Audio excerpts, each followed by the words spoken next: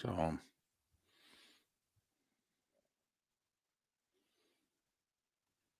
the shows are coming together nicely. Good.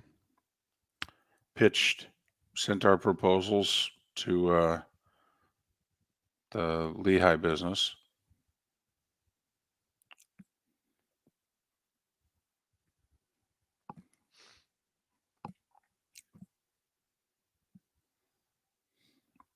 And Paul is first up on this Football Friday. Top of the morning, Paul.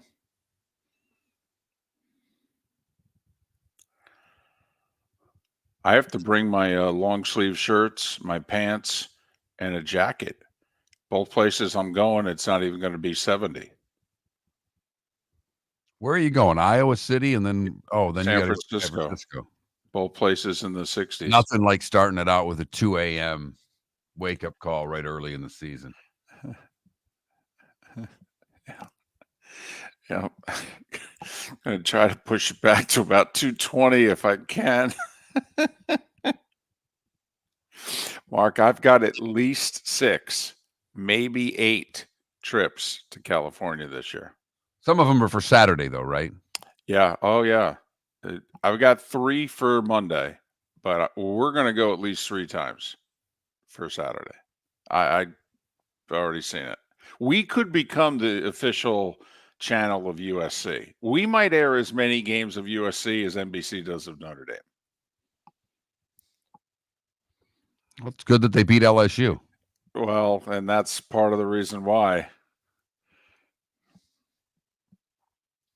You know, I was thinking, because Caleb Williams did not have a particularly great year last year. No. And he was the Dr. Pepper guy. Okay. Quinn Ewers is the Dr. Pepper guy this year. Oh. Are you implying there could be a Dr. Pepper jinx? I'm just saying it's on my radar. Okay. All right. If he throws 4 picks in Ann Arbor this weekend, then I think it has something to do with Dr. Pepper. If he throws 3 picks in Ann Arbor, he might not have the opportunity to throw a 4th. Then there's that. Hey, Ambient, what do you say? Let's go Seahawks? Coffin Ball, T. Haynes, AJC, Baby Jules, Ambient. Huskers and Seahawks, baby. Huskers and Seahawks. Wow. Just hitting him where he lives. Look at this trash talking going on. Not even 6 a.m. on a Friday.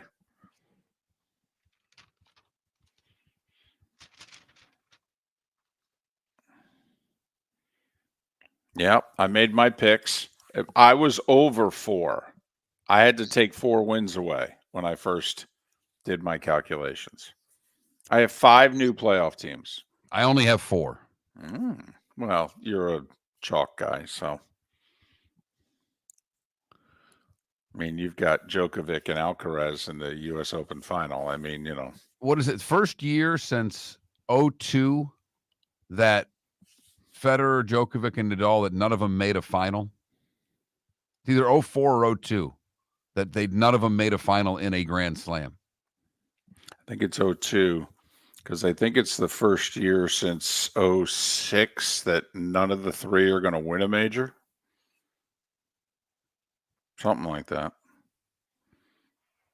Now, it can't be 2006 because Federer won the U.S. Open that year, but I think it's 2004. First year since 2004 that none of the 3 won a major.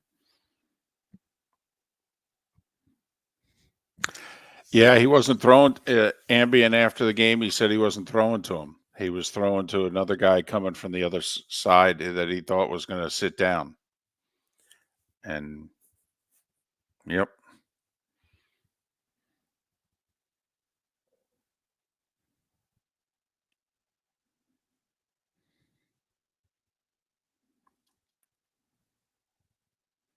Nice of E.B. Hill to give us a 20-second cue.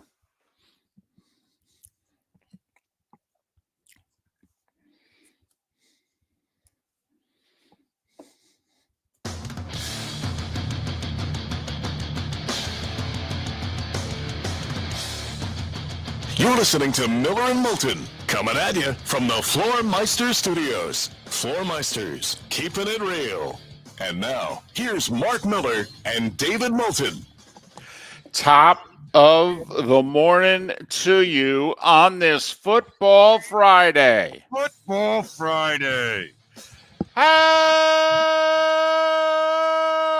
the heck are you? Miller and Moulton. MillerandMoulton.com, Miller_Moulton on X. Thanks so much for being with us. We will make our picks for the season today on Miller and Moulton. Just like we did late last week, we made our college football picks that we have to live with, including me picking Virginia Tech in the ACC final, and they proceed to go and lose to Vandy. Hello. We will make our NFL season-long picks. Mark, how many new playoff teams do you have? 4. That's not enough. I know that's not enough. I've got 5, and they say that's not enough. So, all right, you made your picks in the privacy of your home on Wednesday, and the math didn't add up, but you were too pessimistic. You had to add wins. I did. I was too optimistic. I had to take away 4 wins after I did my picks in the privacy of my home last night. But we're ready to go. Lee Sterling in an hour, and he had a smoking hot week 1. So Lee will take on the big games again and make his game of the week pick coming up 1 hour from now. But Mark, I don't know if you've heard, but major televised sports, well, major sports is a TV show. I've heard that before. I have heard that. I mean, they keep standings and they have salary caps and things like that, but major sports is a TV show. You know, the NFL seems to have this TV product down. You know, they have the ability to let you watch all the way until the end and keep you watching all the way until the end. Yes. Yes. Considering that the product can take about 3 hours and 15 minutes, and there's somewhere between 8 to 11 minutes of actual action that occurs during that 3 hours and 15 minutes. I mean, there's more action in a WWE night, and they spend 2 hours talking into a microphone in the center of the ring than there is in an NFL game, and yet we are absolutely riveted by this product. And it didn't disappoint again last night. Nope. Taking us right to the end, maybe about to take us for even a longer ride. Right. Game started 20 minutes late because of a storm. How many of us are like, I got to go to bed. Come on. If the Ravens score, you got to go for 2, John. Come on. We got to go to bed. How about that? He was too. Yeah. Yeah. And well, I have to be honest, it had me honked off. Kick the extra point so I have a chance to cover. 2-point conversion does me nothing right here, Harbaugh. No, we're laying the 3, and then we need overtime. There's no doubt. But so you got to feel good about us, right? We start the NFL season off with a winning bet. I love it. I love it. We had Kansas City laid the 3 points just the same way we started out the college season, had Georgia Tech taking the 11.5. Right. I mean, since then, it's already gone south for some of us. But, you know, officially, we started off both seasons with a W. So, all right. We're ready to go. Have a nice show lined up for you today. Lee Sterling, Pat Kirwan, Danny Weurffel, Heisman Trophy winner, national championship quarterback. He's calling into the show in an hour and a half. He's got something he wants to promote. There people said, hey, would you let us promote this on your show? And we said, sure. We asked a little bit about the Gators football. They said, be gentle, but sure. Okay, we'll be gentle. I mean, first question, Danny, you got any eligibility left? No, just kidding. No, not really. Do you have a COVID year we don't know about? Right.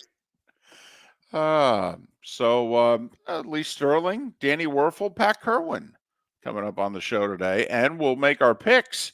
You know, against the number, you go the other way. You would have been 8-2 last week if you did that. Remember, I suck in September. suck. So just go the other way with me. Mark's a mixed bag. You got to take your chances there. We're riding Lee because he started off the year smoking.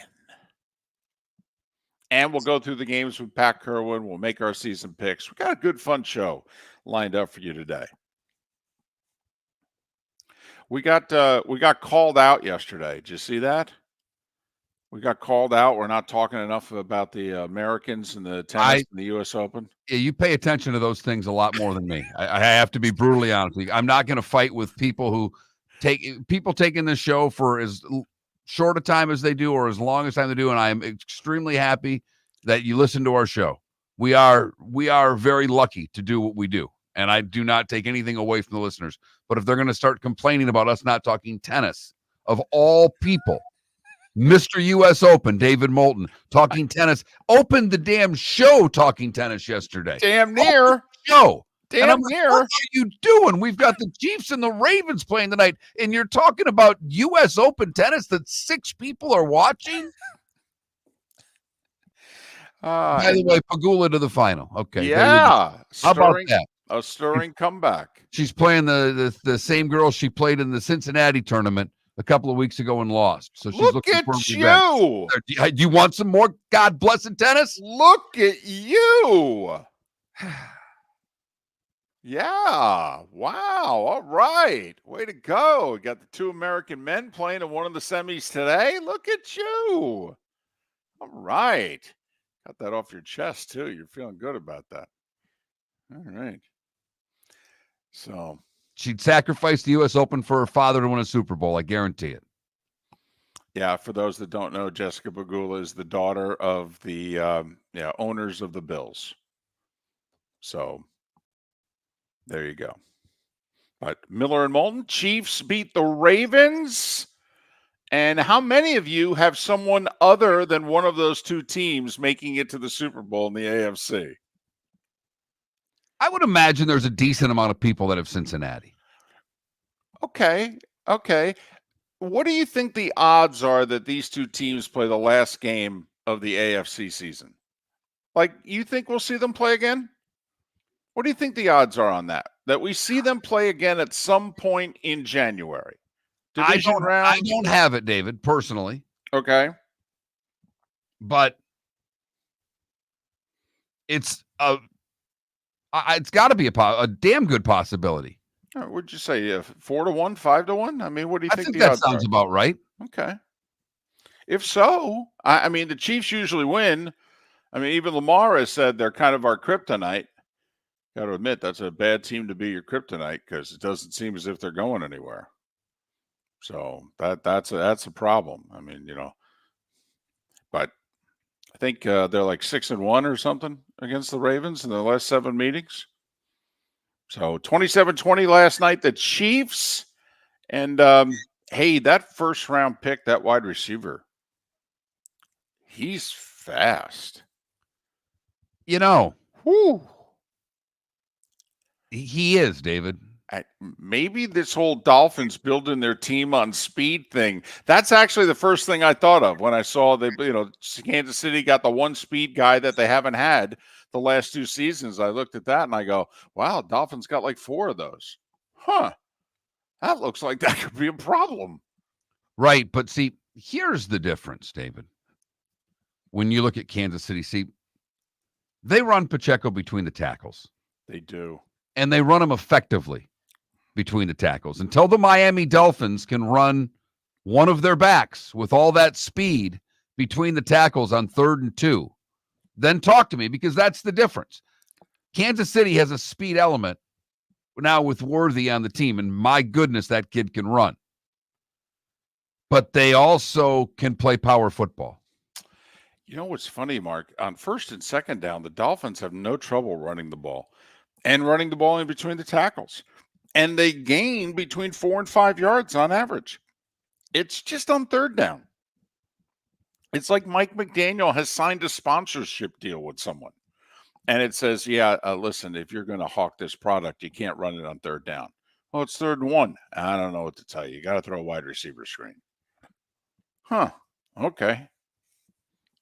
I am just fascinated for Miami and Jacksonville. I really am, because they are so similar, to see if one of them can establish a running game, because for either of those teams to get to where they need to go to, they've got to be able to run it on 3rd and 2, 3rd and 1.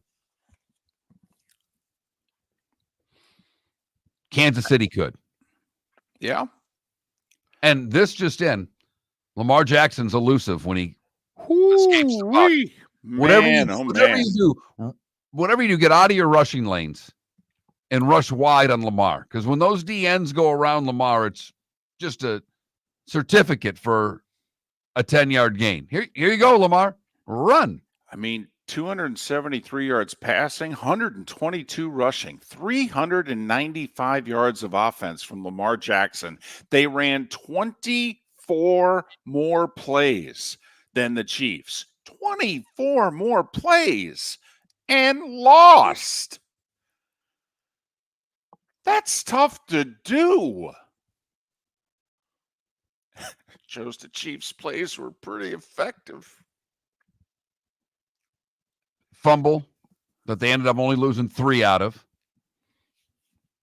And Mahomes threw a pick. Mm-hmm. Those equaled themselves out. But every time it seemed that Baltimore had one of those explosive plays, they're getting a penalty. They backed themselves up a lot of times on big Lamar runs and big plays that had to come back. Let me ask you this. Did you at any point in time during the game think that the officials were in the way? In the way? You know, it was interesting, David, because early they called all those penalties on the tackles for not being at the line of scrimmage. Well, they did for the Ravens tackles. Early in the game when the Ravens had the ball, they just said, Yeah. Here, we're going to call a penalty on this. And I thought that meant they were going to call that penalty on both sides. No, the right tackle of the Chiefs can do whatever the hell he wants. Leave early, stay back, whatever he wants, David. He's got dirt on Goodell. I mean, honestly, man, oh man, that guy could be the most powerful guy in the league if he wants to, flex his muscles. Because you're right. He can line up wherever he wants. He can jump early. He can hold. Nothing to see here. Okay. But then again, they didn't call a roughing the passer late on Queen or hit out of bounds. So, Miller and Moulton. The starting 5 is 25 minutes away. Do you have a sleep problem but don't want to wear a CPAP mask? This is Mark Miller for Sleep Treatment Direct. The mask wasn't working for me, and I didn't think I had an alternative. I do. We all do. They have such simple alternatives with greater success than the mask. Visit sleeptreatmentdirect.com. That's sleeptreatmentdirect.com. And if you are like me and your CPAP machine isn't working for you, it's time for a change. Call 239-444-1741. That's 239-444-1741. Sleep Treatment Direct. Sleep safe and sound. Visit Jason and Todd at the Diamond District. When you enter the Diamond District, you will quickly discover what makes Jason and Todd so unique to Southwest Florida. Within the walls of the Diamond District, you'll find many of America's top jewelry designers who have chosen the Diamond District as their authorized representative in Southwest Florida. Takori, Fana, A. Jaffe, Veragio, Christopher Designs, Shy Creations, Henri Dossi, all names synonymous with excellence, and all proudly showcased at the Diamond District. Wine glasses never fall over until you get a brand new rug. Oh, no! Ketchup bottles act normal till you're wearing a new shirt. Oh, you kidding me? And rocks slide peacefully on the road till the day you get a brand new windshield. Then they fly up off the road and attack without mercy.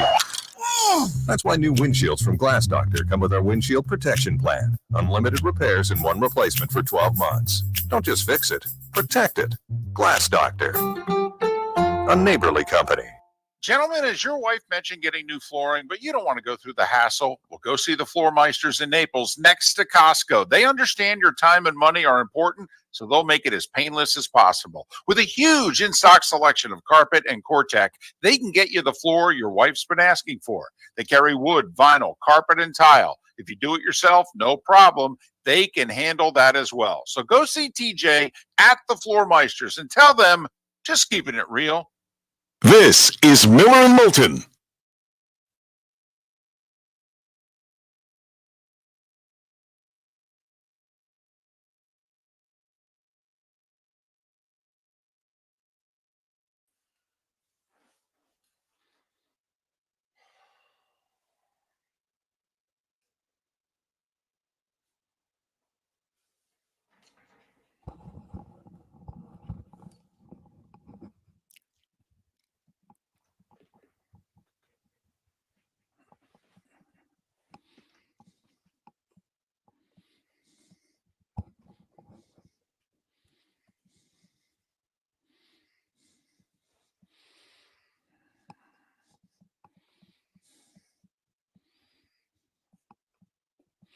What are you thinking for a poll question?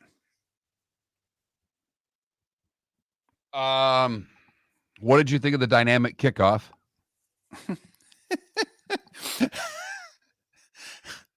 A, dynamic. B, not so much. Who's gonna? Have we done a who's gonna win the AFC East? No. So, and don't even list, okay, the Patriots. I don't even think or should we list them and see if anybody votes for them? We could list them just for you know what and giggles. Okay. Or who's first? Who's going to be on the clock? So Carolina, New England. Who's the other one? San Francisco, Detroit, Philadelphia are the field for the NFC Championship. No, I'd go AFC East.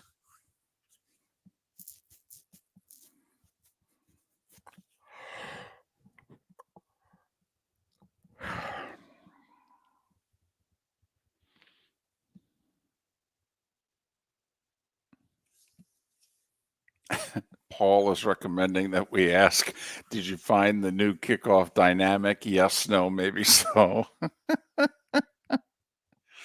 We only had what? 2 kickoff returns? Chiefs just the Ravens had 2 kickoff returns, I thought.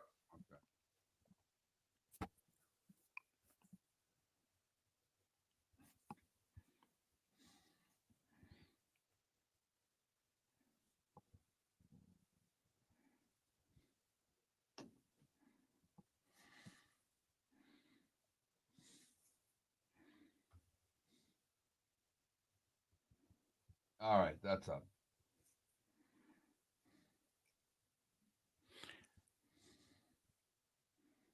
Yeah, the Chiefs just gave them the ball in the 30. Mhm. They just kicked it through the end zone. Yes, they did.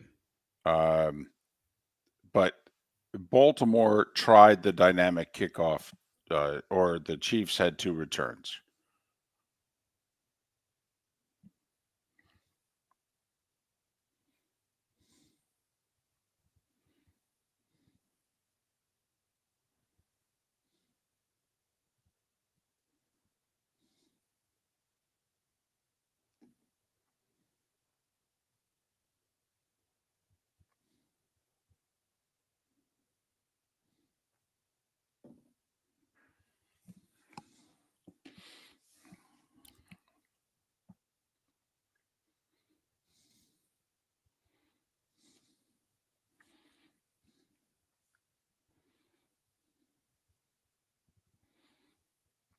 Ambient, I think they're going to have to move the kicker back 5 more yards,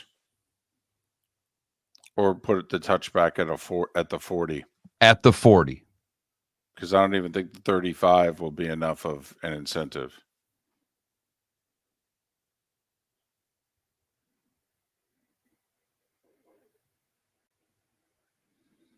Well, not intentionally. If a kicker misses a kick, you may see it. Be interesting when you get weather in the north, what that does to it. Right. The ball doesn't go as far.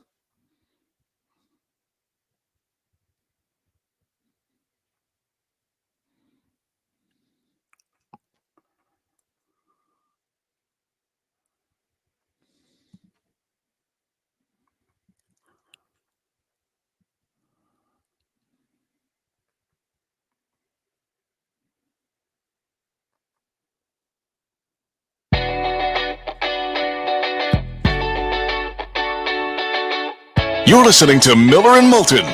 And now, here's Mark Miller and David Moulton. 21 minutes past the hour. Thanks for waking up with us on this Football Friday. Football Friday. Miller and Moulton, millerandmoulton.com, Miller_Moulton on X. Lee Sterling with his picks at the top of the hour. We'll make our picks against the number 1 hour from now. So, all joking aside, or you could joke as much as you want, quite frankly. It's not like I can control you. What'd you think of the dynamic kickoff? Thought it sucked. Thought it was exactly what I expected. kick the ball out of the end zone, give them the ball at the 30. I'll reserve until we get through a few weeks, until we get some weather involved in games. It could be a little more interesting with some wind, some rain, some cold weather. But by and large, teams, head coaches, and trust me, I believe special teams coaches want to kick it. See, this is where you were like, no, the special team coach is going to kick it out of the end zone. No. The special teams coach is begging the head coach. No, we can pin him in the corner. We can keep him inside the 20. And the head coach is going, I don't give a damn. I'm not taking a chance at a return. Kick the ball through the end zone. I do think you're onto something, though. I think once we get post-Thanksgiving, cooler weather, ball won't go as far. We get some wind, some rain, some snow involved. I mean, it could be interesting in which, say this play, because there were, Mark, I believe there were 11 kickoffs last night. You know, the Chiefs scored 5 times, and they obviously, had to kick off to start the game. I believe that Butker had 6 kickoffs. He pounded all of them through the end zone. The Ravens started on the 30 6 times. And Tucker had 5 kickoffs. The Chiefs returned 2 of them. So of the 11 kickoffs, we had 2 returns. That's not very dynamic, David. No, it's 18%, 2 of 11. So, now it's better than the Super Bowl when it was 0 for 11. But, right now the ball's going about as far as it's going to go. It's as warm as it can be, et cetera. But it could get interesting in December, but particularly January. If you've been pounding the sucker through the end zone all year, and now all of a sudden, just because of the elements, your kicker can't pound the sucker through the end zone. And so now you're going to have to cover kicks and or return kicks. And you really haven't been doing it all that much.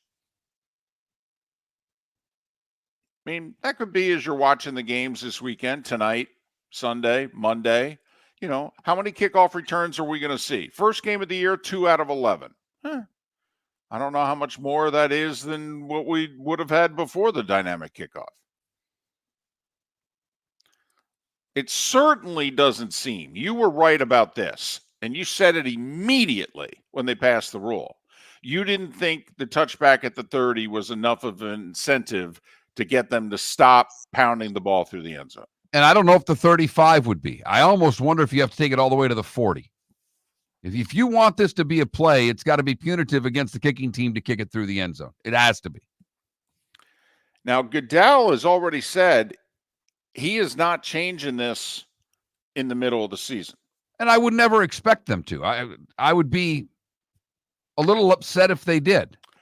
Oh, see, I wouldn't. Honestly, I wouldn't.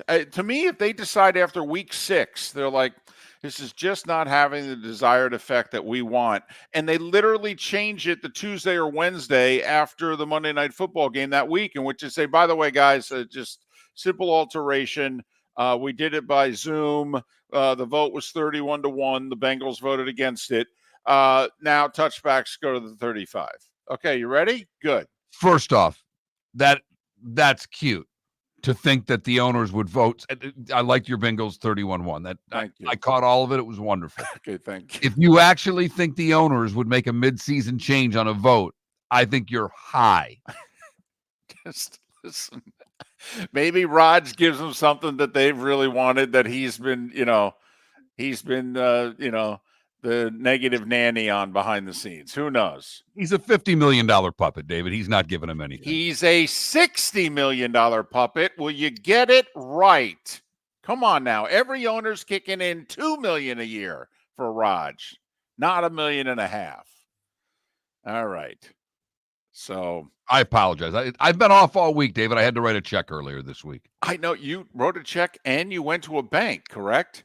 No, I wrote a check and went to the post office. Oh my goodness! I'm surprised you didn't have Same a day off. Trust me.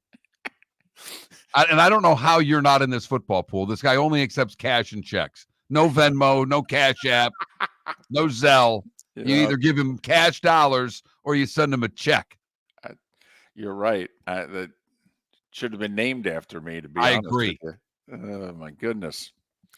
So, yep, we had our dynamic kickoff last night. Curious, and I have no idea. I've never been to Brazil. Don't know if you have. Does the ball travel the same, farther? Isn't there altitude in I Brazil? believe there's altitude, So David. the ball should go further. These are all getting kicked out of the end zone tonight. And the players really aren't visiting Brazil. They're allowed to land at the airport and go to the hotel and then to practice. They were specifically told not to go out. Right. Let's promote the league. Let's make sure we get down to Brazil. But players, whatever you do, don't leave the hotel because you're going to get robbed. Correct. The crime rate is so high that you, gigantic athlete, will be robbed if you leave the hotel. So, brought to you by the Tourism Board of Brazil. So here's apparently the only advantage that the Eagles have, because they are the, quote, home team tonight. And by the way, the game is on Peacock. So don't know if you're paying what's it, $7.99? I don't know. This is one that the wife actually pays, David. Well, now she had it in August for the Olympics.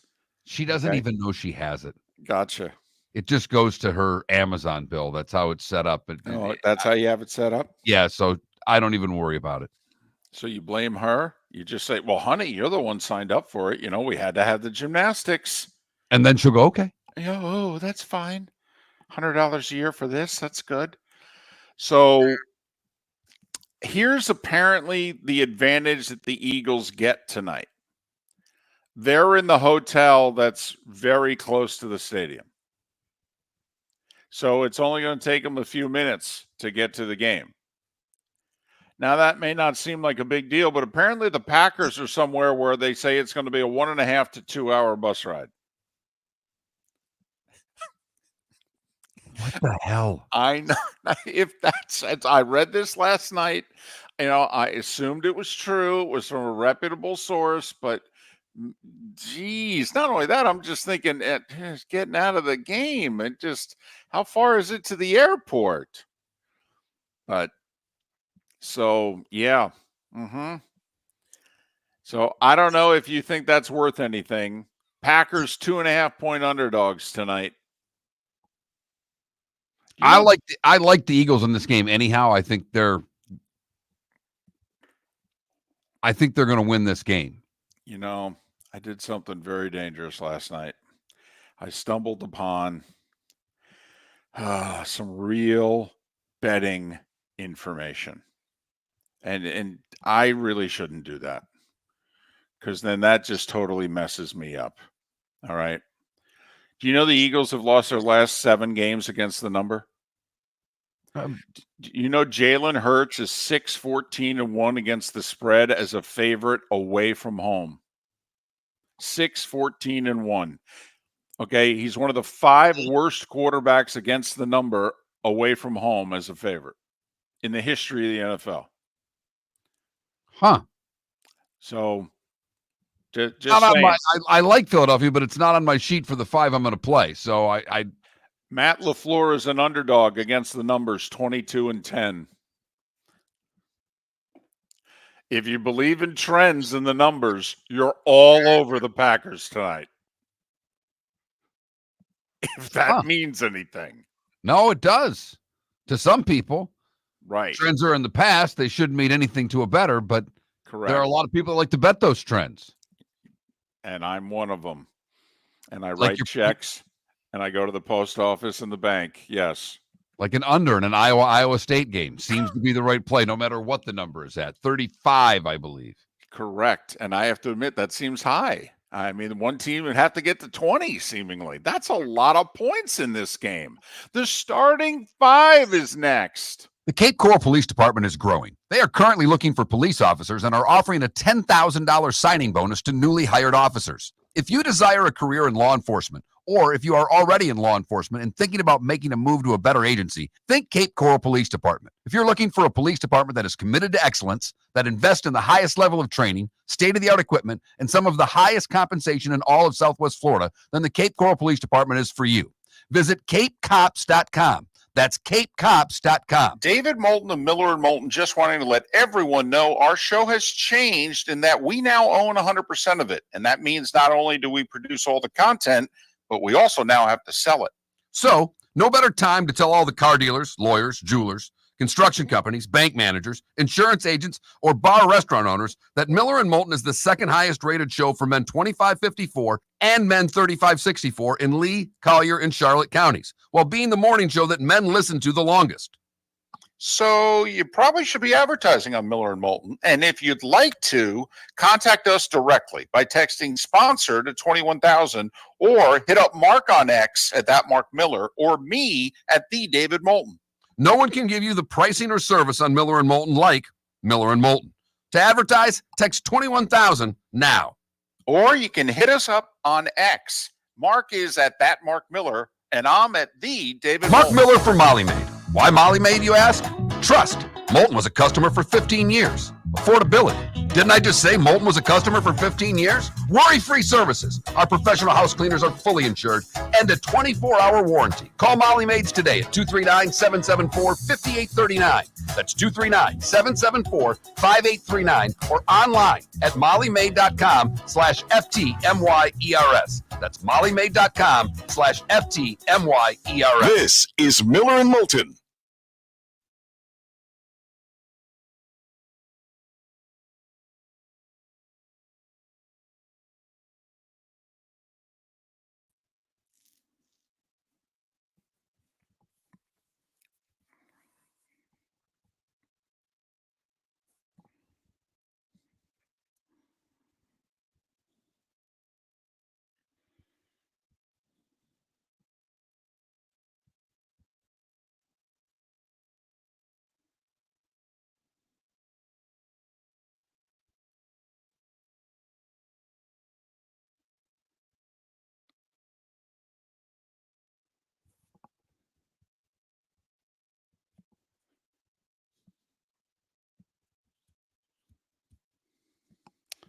So are we settling on 10 for the Tennessee NC State spread? I know it opened at 7.5, but yesterday I saw it at 10. This morning I saw it at 10.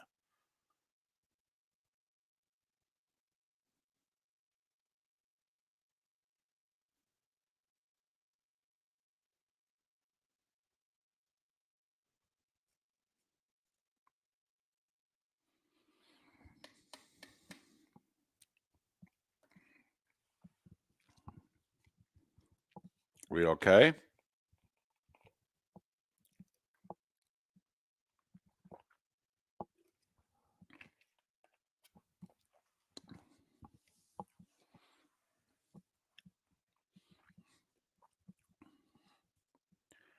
Are we okay? Oh, sorry. I didn't have the mics on. That's okay. Are we okay? Yeah, why? Oh, you're just when you get glaring into that computer screen, I get worried. No, I was doing good, bad, and ugly stories this time. That's the only thing I Gotcha. didn't get done last Okay. night. Did you post the poll question? I did. Okay.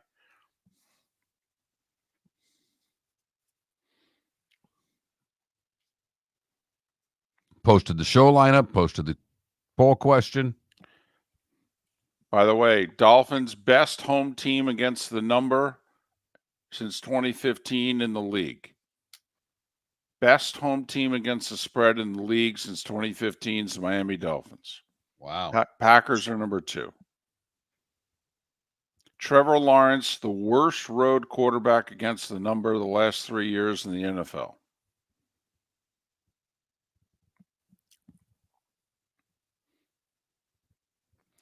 It's very dangerous stuff I stumbled on last night.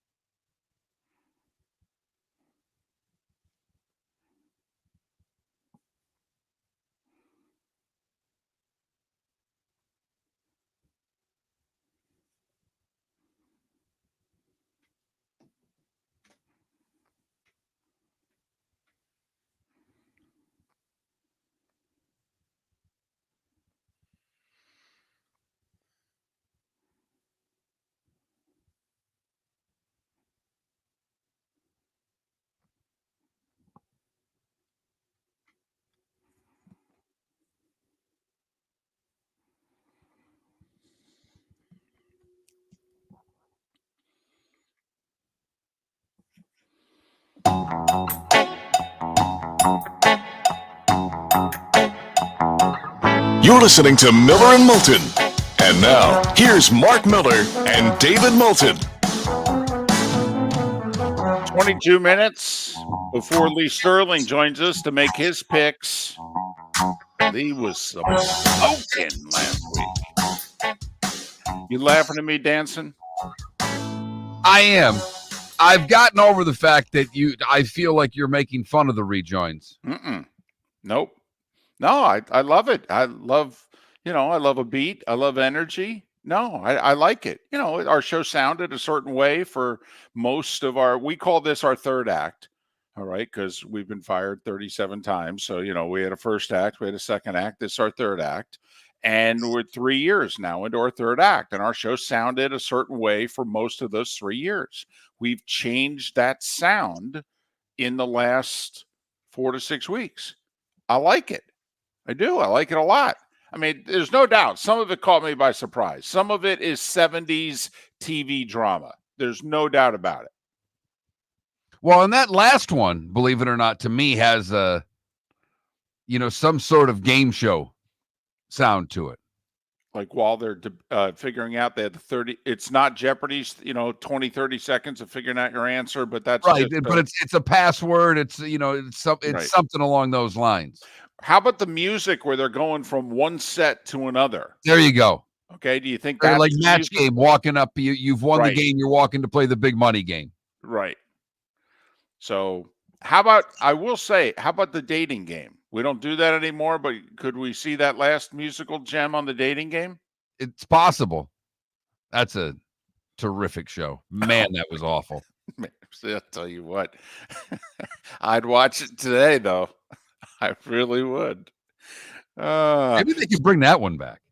Bringing everything else back. It's not like they have an original idea. Before we get to the starting five, what's our poll question?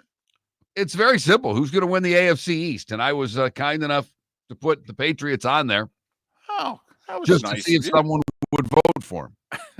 That's nice of you. Listen, if you vote for the Patriots, you have to identify yourself. You can't get away with just doing that anonymously. Okay, this is like when Fred Hickman voted for Iverson for MVP and everybody else voted for Shaq. And Shaq's like, I got to know who didn't vote for me. And the late Fred Hickman eventually raised his hand from CNN and said, I did. Shaq was just like shaking his head like, you cannot be serious. So this is like still to this day, we don't know who's the one guy who didn't vote Jeter in on the first ballot for the Hall of Fame. I'm sorry. No. No, come on, man up. No, just say I was the guy and here's why.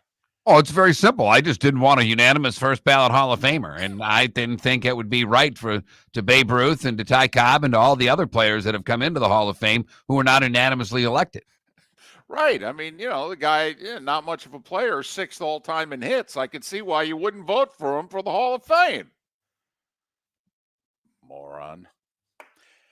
19 minutes before the hour, time for The starting five. 5 big stories you need to know. Here is the starting five. Now, that's definitely music going from one set to the other in a game show. Don't kid yourself. Chiefs 27-20 over the Ravens. Ravens thought they had thrown a touchdown pass on the final play of the game that would have set them up to go for 2 in the win, but toe on the line doesn't count. Ravens ran 24 more plays. Lamar accounted for 395 yards of offense, passing and rushing, and didn't matter. Xavier Worthy, Chiefs first-round pick, pretty good debut. Ran for a touchdown, caught a touchdown. Mahomes is still pretty good. Chiefs, after a 20-minute lightning delay, beat the Ravens 27-20. Tonight in Brazil, the Eagles are the home team. Philadelphia hosting Green Bay. About a 13-hour flight, I think, from Green Bay to get to the game. Unfortunately, their hotel's about a 2-hour car ride from the stadium. So, I mean, you talk about a road trip. I mean, honestly, the Packers, every time the NFL calls them for the next 15 years, they just, no. Roger said they're doing more next year.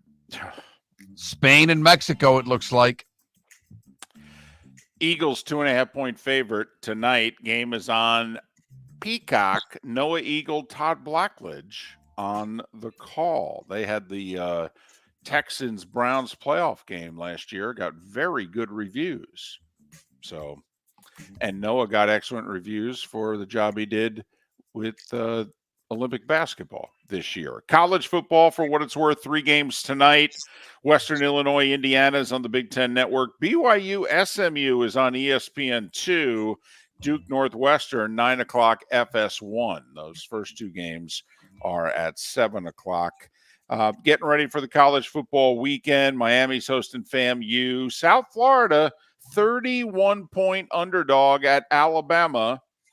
Nick Saban will have the field named in his honor tomorrow night, 7 o'clock ESPN. Gators hosting Stanford. Lagway gets his first start. The big games at noon at the Big House. Texas, 7.5-point favorite over Michigan. Interesting game to me. Troy at Memphis tomorrow at noon on ESPNU. Yeah, Memphis could be looking ahead. I mean, Troy could catch him. Right. Looking ahead to Florida State the next week. And Memphis is a big number, too. FAU hosting Army. UCF hosting Sam Houston. Boy, Gus really non-conference this year. He went all out. I mean, check it. Gus schedule wins. He wasn't playing around this year. Got Tennessee at NC State, Colorado at Nebraska, Mississippi State at Arizona State, Cal at Auburn, if you're looking for power conference teams against one another. Baseball, Phillies with 4 in the 6th held off the Marlins 5-2. They're 8 up in the East with 22 to play. They've won 5 in a row. The Phillies' magic number is 15. Braves lost the consolidation game. They had a half-game lead over the Mets, 1 in the loss column. Mets were idle. Braves lost at home to the Rockies 3-1. The 2 teams are tied with 22 to play. They're also tied head-to-head, 5 each. They'll play a 3-game series in Atlanta to start the final week of the regular season. Giants walk off the Diamondbacks 3-2. Astros have lost 3 in a row. They're keeping Seattle in it. Cincinnati beat them 1-0. Mariners with a win in Oakland 6-4. They're 4.5 back. Twins beat the Rays 4-3. They're 4 back of the Guardians. Did you see how the Tigers won last night? A 2-out salami, down 3-0, top of the 9th on the road in San Diego. Parker Meadows with the grand slam. Detroit 4-3 over the Padres, who fall 5 back, 6 in the loss column of the Dodgers. Pirates with 5 in the second beat Washington 9-4. Rangers have won 3 in a row and 5 of 6. They beat the Angels 3-1. We got some good baseball series this weekend that none of you are going to pay attention to. Yankees are in Chicago to play the Cubs, while the Rays are in Baltimore. You got the Braves hosting Toronto, while the Mets host the Reds, with those 2 teams tied in the standings.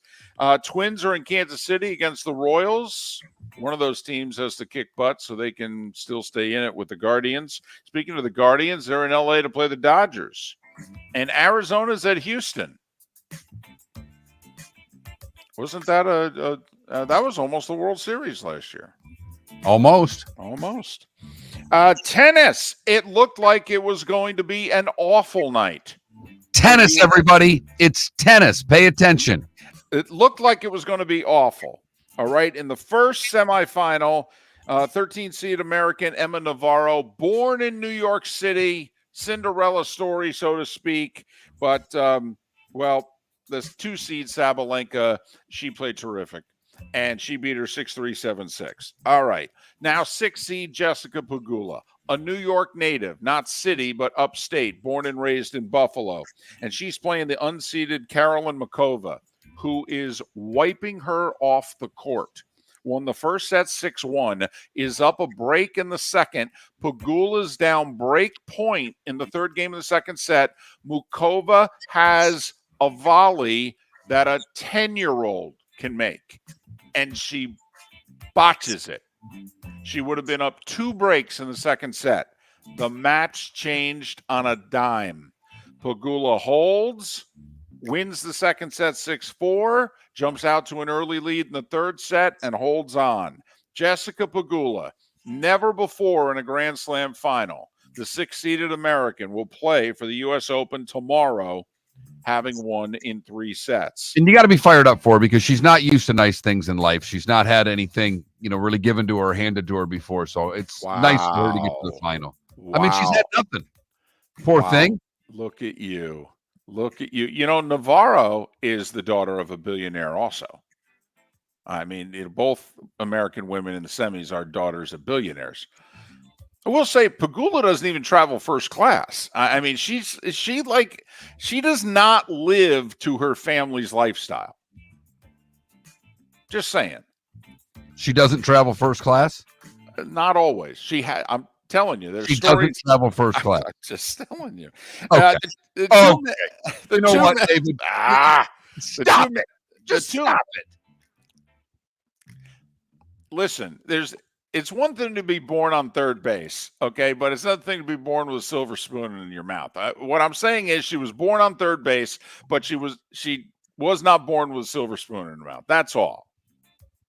Now boarding B1 through 15 on Southwest. B1 through 15. Group 3. All right, 2 men's semis later today. You got the 1-seed Sinner against the Great Britain 22-year-old Jack Draper. This guy could be the future of tennis. Left-handed, powerful game. He's got it all, and he's got the confidence to go with it. The other semifinal, an All-American affair at 7 o'clock tonight, Taylor Fritz and Francis Tiafoe. Fritz is 6-1 head-to-head against Tiafoe. This is Fritz's first Grand Slam semi, though. Tiafoe lost in the semis of the U.S. Open to Alcaraz 2 years ago. So, WNBA, New York beat Seattle, while Washington went on the road and beat Phoenix. But 4 games tonight in the W, including, Mark, we can get Caitlin Clark in points. They're home against Minnesota. Minnesota, the only team to beat Indiana since the Olympics. The Fever are like 6-1, 7-1 post the Olympics. All right. The Lynx are the team that beat them, but that game was in Minnesota. This game is in Indiana, and Caitlin and the gals are getting 2.5. And this would also be a first-round playoff matchup right now. Minnesota's the 3 seed, and the Fever are the 6. Just saying. By the way, NASCAR's in Atlanta to begin their playoffs on Sunday. And sadly, the Goudreau family announced that the double funeral for their sons will be Monday in Philadelphia. And the entire Blue Jackets team is going to be there. Gary Bettman's going to be there. I mean, Boston College, the schools in South Jersey that both Goudreaus went to. The one, Matthew Goudreau, was teaching at one of the schools. I mean, this is going to be a big emotional affair. And at 9 minutes before the hour, that was the starting 5 big stories you need to know here on Miller and Moulton. So a chance to get Caitlin and the gals in points tonight. I say we take it. They haven't beaten Minnesota this year. They get them at home finally. It's a revenge game? Well, and right now it's a playoff preview also. I mean, 3 against 6. Just saying. Also, I believe the coach for Minnesota was the U.S. Olympic basketball coach who was pretty defiant when leaving Caitlin off the team. She made sure that she was behind the selection process. I'm just saying. But they did beat them post-Olympics. They did. Minnesota's the only team to have beaten Indiana post-Olympics. It was in Minnesota. It was an emotional night. They retired Maya Moore's number and all that. They jumped on them early. They held them off. Just saying. It'll be packed. I say, come on. We get Caitlin Clark in points. Are you serious? All right. I'll bet it. Don't yell at me. It's only we're only getting 2.5. Right. The two big games tonight are 2.5. Eagles, Packers, Caitlin Clark. Okay. The two big games tonight are both 2.5. And apparently you can't take the Eagles because they don't win. No. Matt LaFleur, absolute money against the spread on the road. Okay. 22-10. And the Eagles, Jalen Hurts, 6-14-1 in his last 21 games away from Philadelphia against the number. I mean, it's all right there for you, David. Right there. You take Green Bay and Caitlin Clark tonight. That's what you do. Until Lee Sterling comes on in about 7 minutes and tells us who we should be taking. He's next on Miller and Moulton. Mark Miller for Molly Maid. Why Molly Maid, you ask? Trust. Moulton was a customer for 15 years. Affordability. Didn't I just say Moulton was a customer for 15 years? Worry-free services. Our professional house cleaners are fully insured and a 24-hour warranty. Call Molly Maids today at 239-774-5839. That's 239-774-5839 or online at mollymaid.com/FTMYERS. That's mollymaid.com/FTMYERS. Gentlemen, as your wife mentioned getting new flooring, but you don't want to go through the hassle, well, go see the Floor Meisters in Naples next to Costco. They understand your time and money are important, so they'll make it as painless as possible. With a huge in-stock selection of carpet and Cortec, they can get you the floor your wife's been asking for. They carry wood, vinyl, carpet, and tile. If you do it yourself, no problem. They can handle that as well. So go see TJ at the Floor Meisters and tell them, just keeping it real.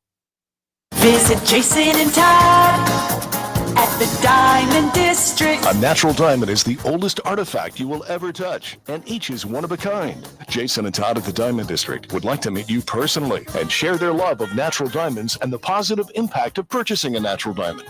We promise that in our vault sits the largest selection of GIA-certified natural diamonds at the most competitive prices in the world.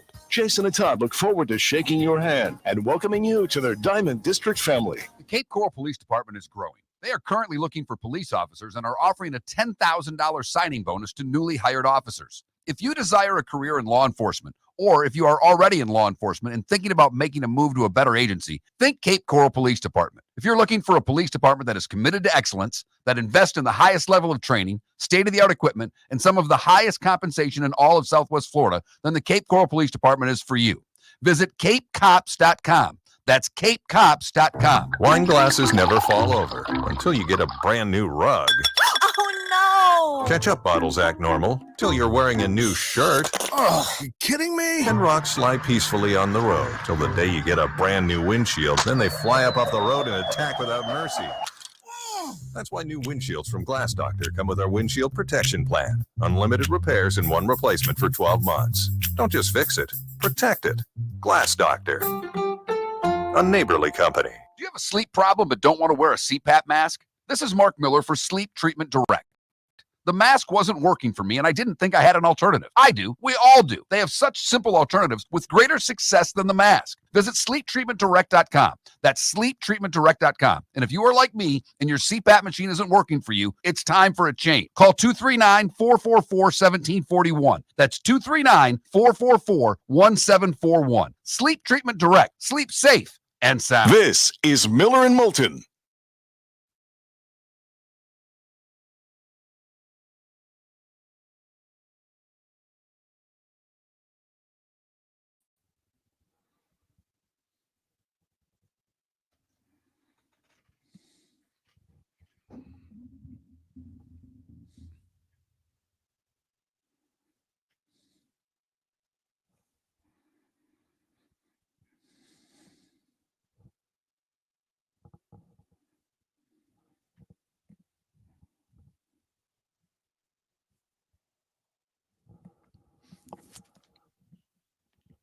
I don't like any of my picks.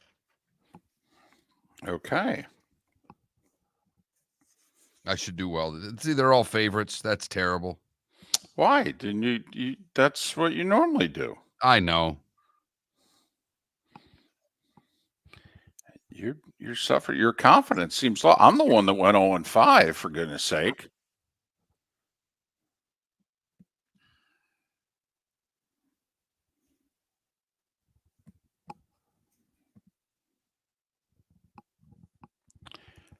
Are we settling on 10 as the number for Tennessee, NC Yes. State? Okay. And I got 7 for Nebraska, Colorado. Correct. 7.5, Texas, Yep. Michigan. And the 2 NFL games are both 3.5. Yes. Got to admit that Bucks number's a point and a half lower than I thought it'd be.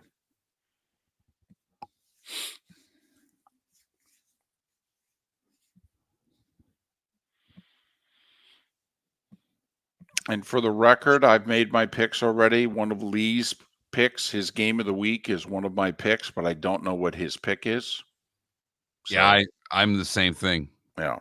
So I have 2 the same. I have Lee's game of the week, and I also have Tennessee, and I'm taking the Vols. I will just let that be known now to inside the Twitch chat room.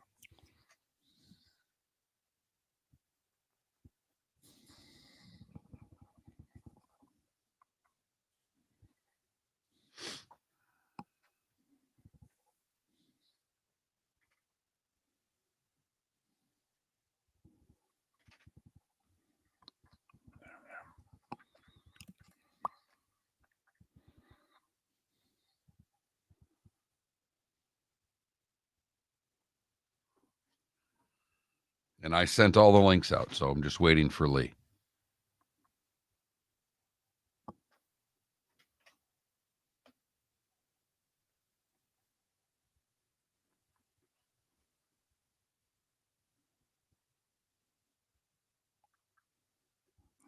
And there he is.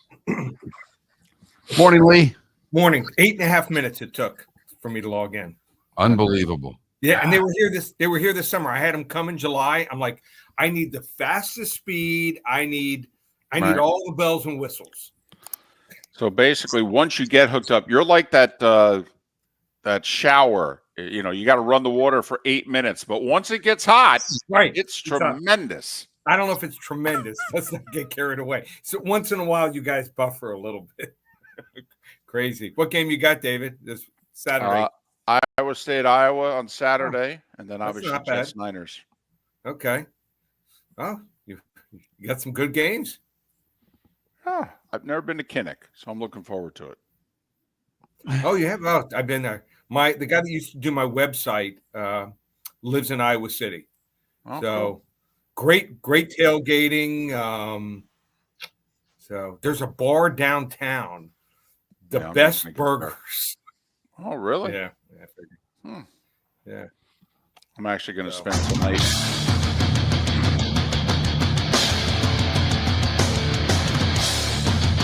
You're listening to Miller and Moulton, coming at you from the Floormeister Studios. Floormeisters, keeping it real.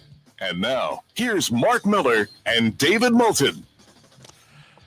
And on a Football Friday, we begin hour 2 with Lee Sterling. He of Paramount Sports, ParamountSports.com, 800-400-9741. If you were with Lee last week, you've retired. That's how well you did following his advice. 8-1 with his clients, 4-1 on Miller and Moulton, got his game of the week right, had a 40-unit play, which he had never done week 1 before, got that right. Lee Sterling is smoking, and he joins us once again. So I'm not going to ask you how you doing. My goodness, did you take the week off? No, can't. It makes work a lot more fun. I will tell you a real quick story, though. Before the Miami game, I had been to a couple of the scrimmages, so I'd seen what they had. And someone who I trusted also had seen Florida. And I'm like, I told my wife, I said, if Miami loses this game, I'm done. It's been like 22, 23 years. I'm so invested. I've broken a couple remote controls. It's been at least a decade, but I've broken a couple. I said, I'm done. Not going to be invested anymore. So you know what? I must have been praying. I must have been very nice to the football gods. Look, I think I don't think they're a top 5 team, but I think they're finally back. I think they're a top 10, top 15 team. I think they're definitely a top 10 team, and we'll see, because we don't know how good Florida is at the end of the day. Florida's defensive line was terrible in that game. Miami did what they wanted to with them. So we'll see but we're not going to see for a while, because Miami's got a schedule, and unless they screw up, they should be able to take advantage in the next few weeks. Yep, I agree. All right, let's get to the games. The line, you don't normally see a line move this much in 5 days. Tennessee, NC State on Monday was 7.5. Today it's 10. You got to lay 10 with the Vols. You know what? The public loves Tennessee. Sometimes it's not about how talented you are. Like Tennessee has 8 receivers that any one of those 8, they won't be the best. They're not as good as Casey Concepcion, but they might have 8 guys that might be second best. So you can't line them all up. I think the matchup here, now most people watch NC State and they saw the first 3 quarters and they're like, NC State's nothing. But Grayson McCall is really good. He's been injured a lot, especially last year.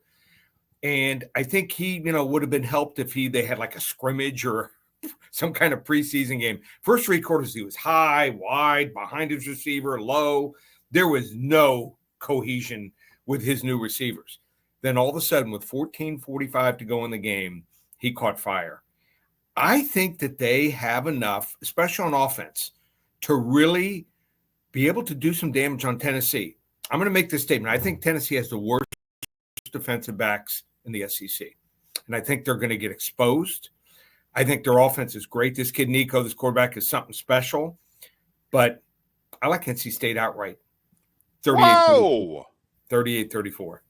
Oh, boy. That's bold right there because you're right. Everybody's on the Vols. Everyone. Absolutely. And NC State blitzes from the outside. Tennessee gets rid of the ball quickly. So that's another game within a game, but we will see.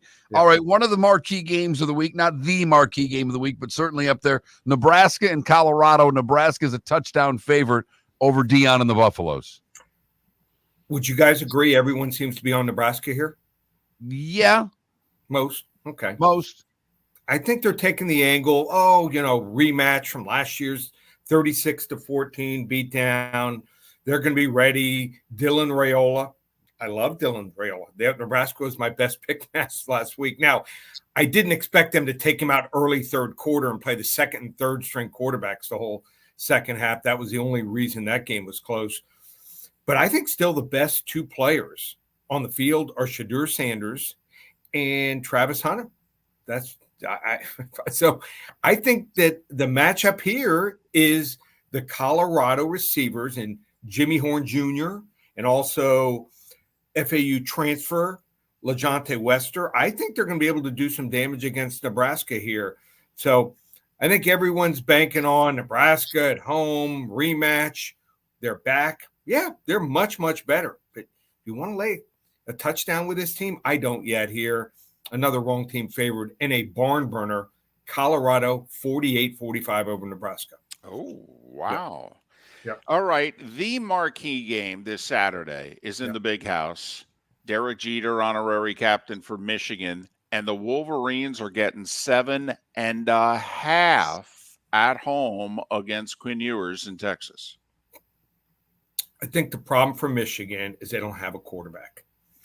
Davis Warren is a walk-on games manager. I just don't think he's good enough to win probably 10 games. I think they're going to lose 3 or 4 games. And this is going to be the first game. I think they're floating this line out here, and a lot of people will say, oh, Michigan, Big Ten, home dog, getting a touchdown. That's the way to go. I think Texas's defense is every bit as good as Michigan's, and Michigan's is great. I mean, they held Fresno to 9 yards rushing, but Fresno was bottom 15 in rushing last year. Texas actually plays better on the road. They held Iowa State to 9 yards rushing on the road last year, and they've covered and won 7 straight road games here as a road favorite. So I think it's time to jump on Texas here. I think Texas, except for running back, they go like 3-4 deep in every position. I like Texas 28-16. To Sunday we go. Tampa taking on Washington. Jaden Daniels' debut for the Commanders. He's going to see a lot of blitzing from Todd Bowles. How do you see the game working out? Love Jaden Daniels. I thought that he and Williams were right there, 1 and 1A. I would have taken either one and been really happy. Problem here is, they just don't have receivers. They don't have a second receiver, a third receiver. Their running backs are, pedestrian. and they traded away a lot of their defense last year and haven't restocked that unit here. So Tampa Bay just under the radar. No one talks about Tampa Bay nationally. It's everyone talks about the Jets. Everyone talks about San Francisco, Kansas City. No one talks about Tampa Bay. This is a hardworking team. Their cornerbacks, I would hate to play receiver against their cornerbacks. They get up on you. They're in your face. No separation. I like Tampa Bay here, 24-13. Spread is 3.5. Bucks favored by 3.5 at home. Tampa Bay has had trouble scoring at home. They've actually scored more away from home. I'd like to see Baker and the boys put a few points on the board. The 3.5 is the same number for the Dolphins, Lee. Yeah. Dolphins 3.5 point favorites at home against the Jags. One of the toughest games here. Now, Miami's been great. I mean, as a home favorite, last 5 years, they dominate early in the season. Teams come in here and they just wilt early in the season. But Northern Florida Heat this time of year, not much different than South Florida Heat. Think that Miami still has some concerns. Center of the line, center, 2 guards, nothing special here. Had some injuries on defense. Secondary, I think, is a little unsettled. I think that, who knows what happens. A couple guys are banged up in the secondary. Yeah, Jalen Ramsey's status is still up in the air. That's big. Yeah. And Caillou, the third cover corner in the slot, had a lot of trouble last year. So Jacksonville just got off to a slow start last year. Who knows why? I think that they'll be ready here. Also picked up Jones, quarterback, and picked him up from New England. He knows a lot about Miami, playing him twice a year. So I think that might be able to help out Trevor Lawrence here as far as game planning. I like Jacksonville. Should be a fun game, but I hate to say it. I think Dolphins might go down. I take the 3.5. Jacksonville, 28-27. Ooh. Yeah. Small upset. Ooh, Lee's got the upset bug this week. Yeah. He certainly does. Game of the week, the Tom Brady debut of broadcasting, Cleveland hosting Dallas. How do they get it, Lee? First 5 callers. Call 800-400-9741. They'll get the game for free. We're on a roll.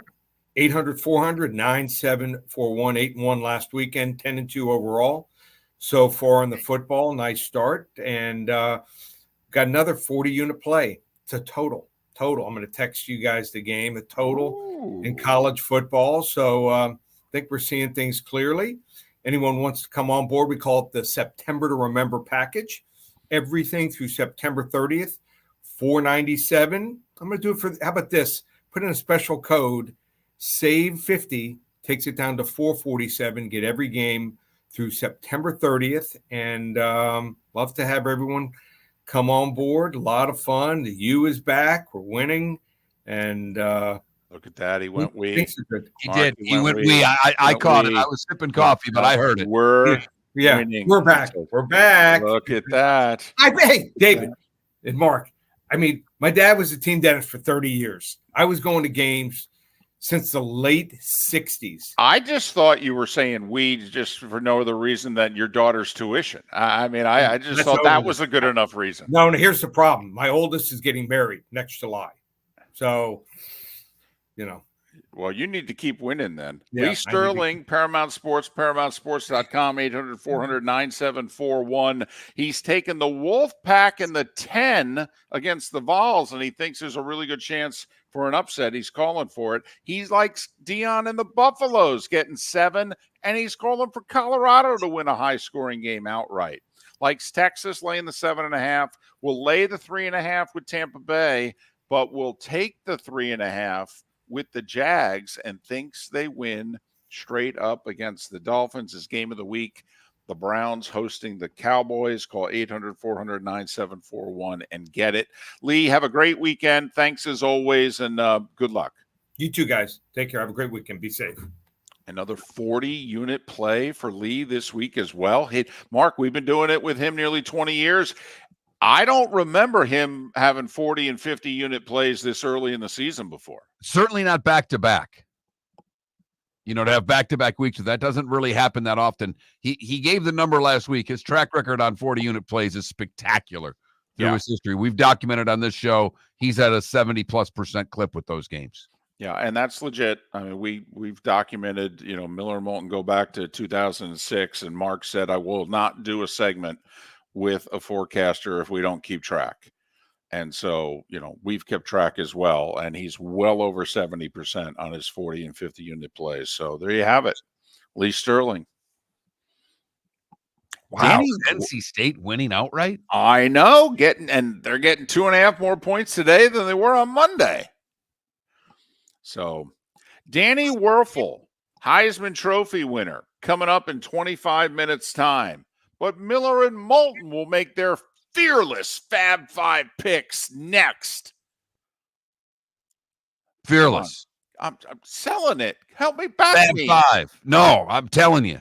Fearless. We'll give you our records in week 1 We were 2 as we prepare you for the picks that are upcoming. They're fearless. They are fearless They may on Miller also and Moulton. suck.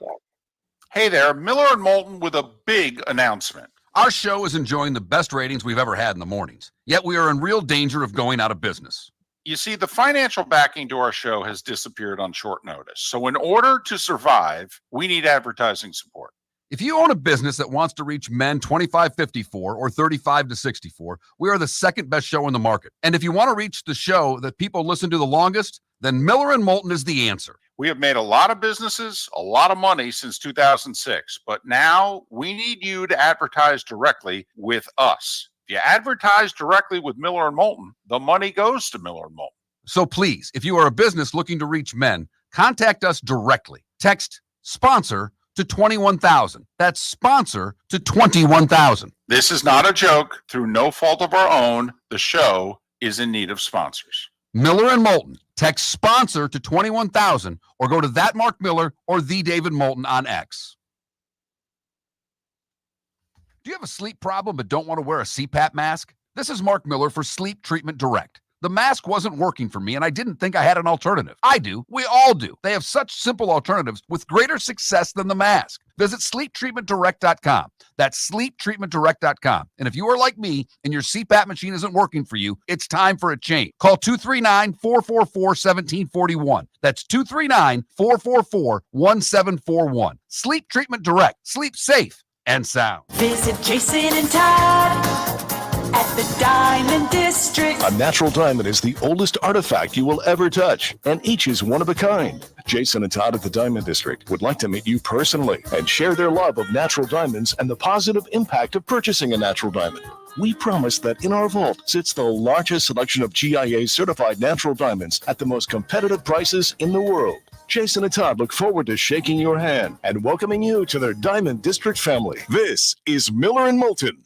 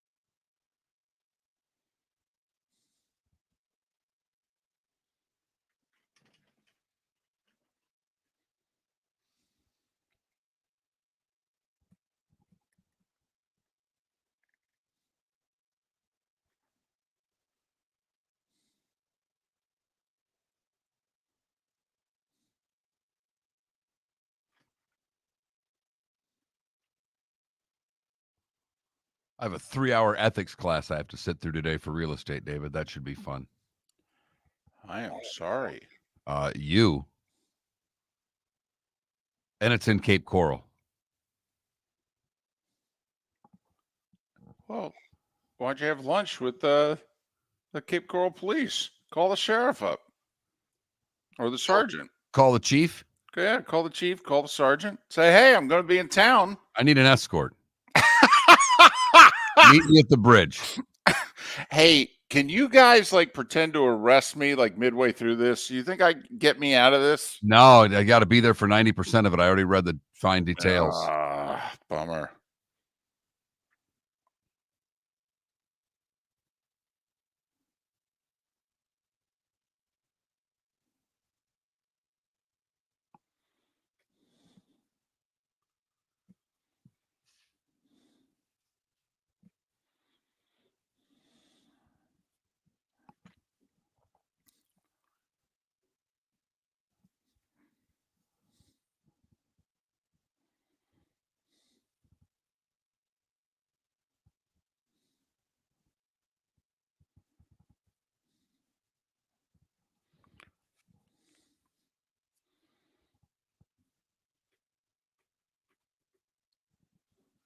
Yeah, they don't do this one online, Jake. It really has got me baffled. They've been hassling me with emails nonstop that in order to keep my license, I got to take this ethics class. There's nothing offered online. Not happy at all.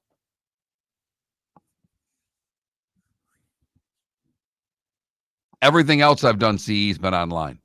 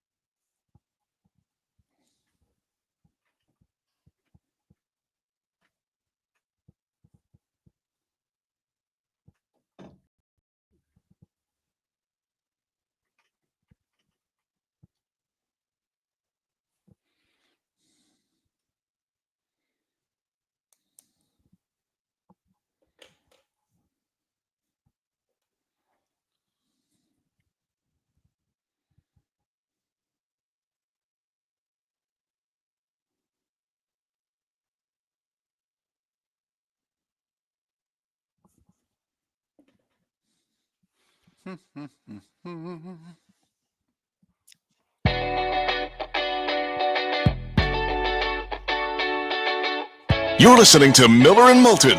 And now, here's Mark Miller and David Moulton.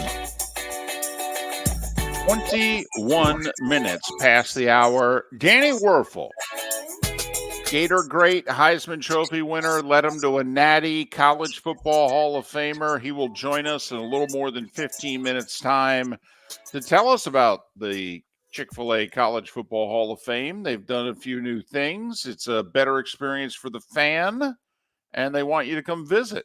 Danny Weurffel's going to talk about that. And I don't know, the Gators might come up considering he was there. He was there Saturday. So was Spurrier and Tebow, by the way. All right, all three Heisman Trophy winners for the Gators were there. I have to ask him if he stayed for the whole game. Or did you Did you leave traffic? early too? Did you beat traffic? Miller and Moulton were not good last week. Mark was below average. I was horrendous. Mark was 2-3. I was 0 all the picks I get right are games that take place. Yeah. WNBA and Thursday nights, we've been staggeringly good Right. through the years, David. Yes. We really have. Yep. When I got Florida State, Georgia Tech right, but that wasn't part of last week's picks. No. I thought Florida State would bounce back last week. Yeah. So listen to us. Go the other way if you want. Who knows? But Mark, since you had the better week, you go first. And for the record, Mark Miller said during the commercial break, quote, "I hate all my picks," unquote. Which means I could go 5-0 or 0-5. It's feast or famine this week. But I'm taking Leon right off the bat. I don't buy what he's saying about NC State. NC State is a team that likes to, they delay blitz. They bring a lot of pressure, but they bring it from the outside. When you do that against a team like Tennessee who throws the ball quickly, it could get you in a lot of trouble. I see Tennessee having very little problems in this game.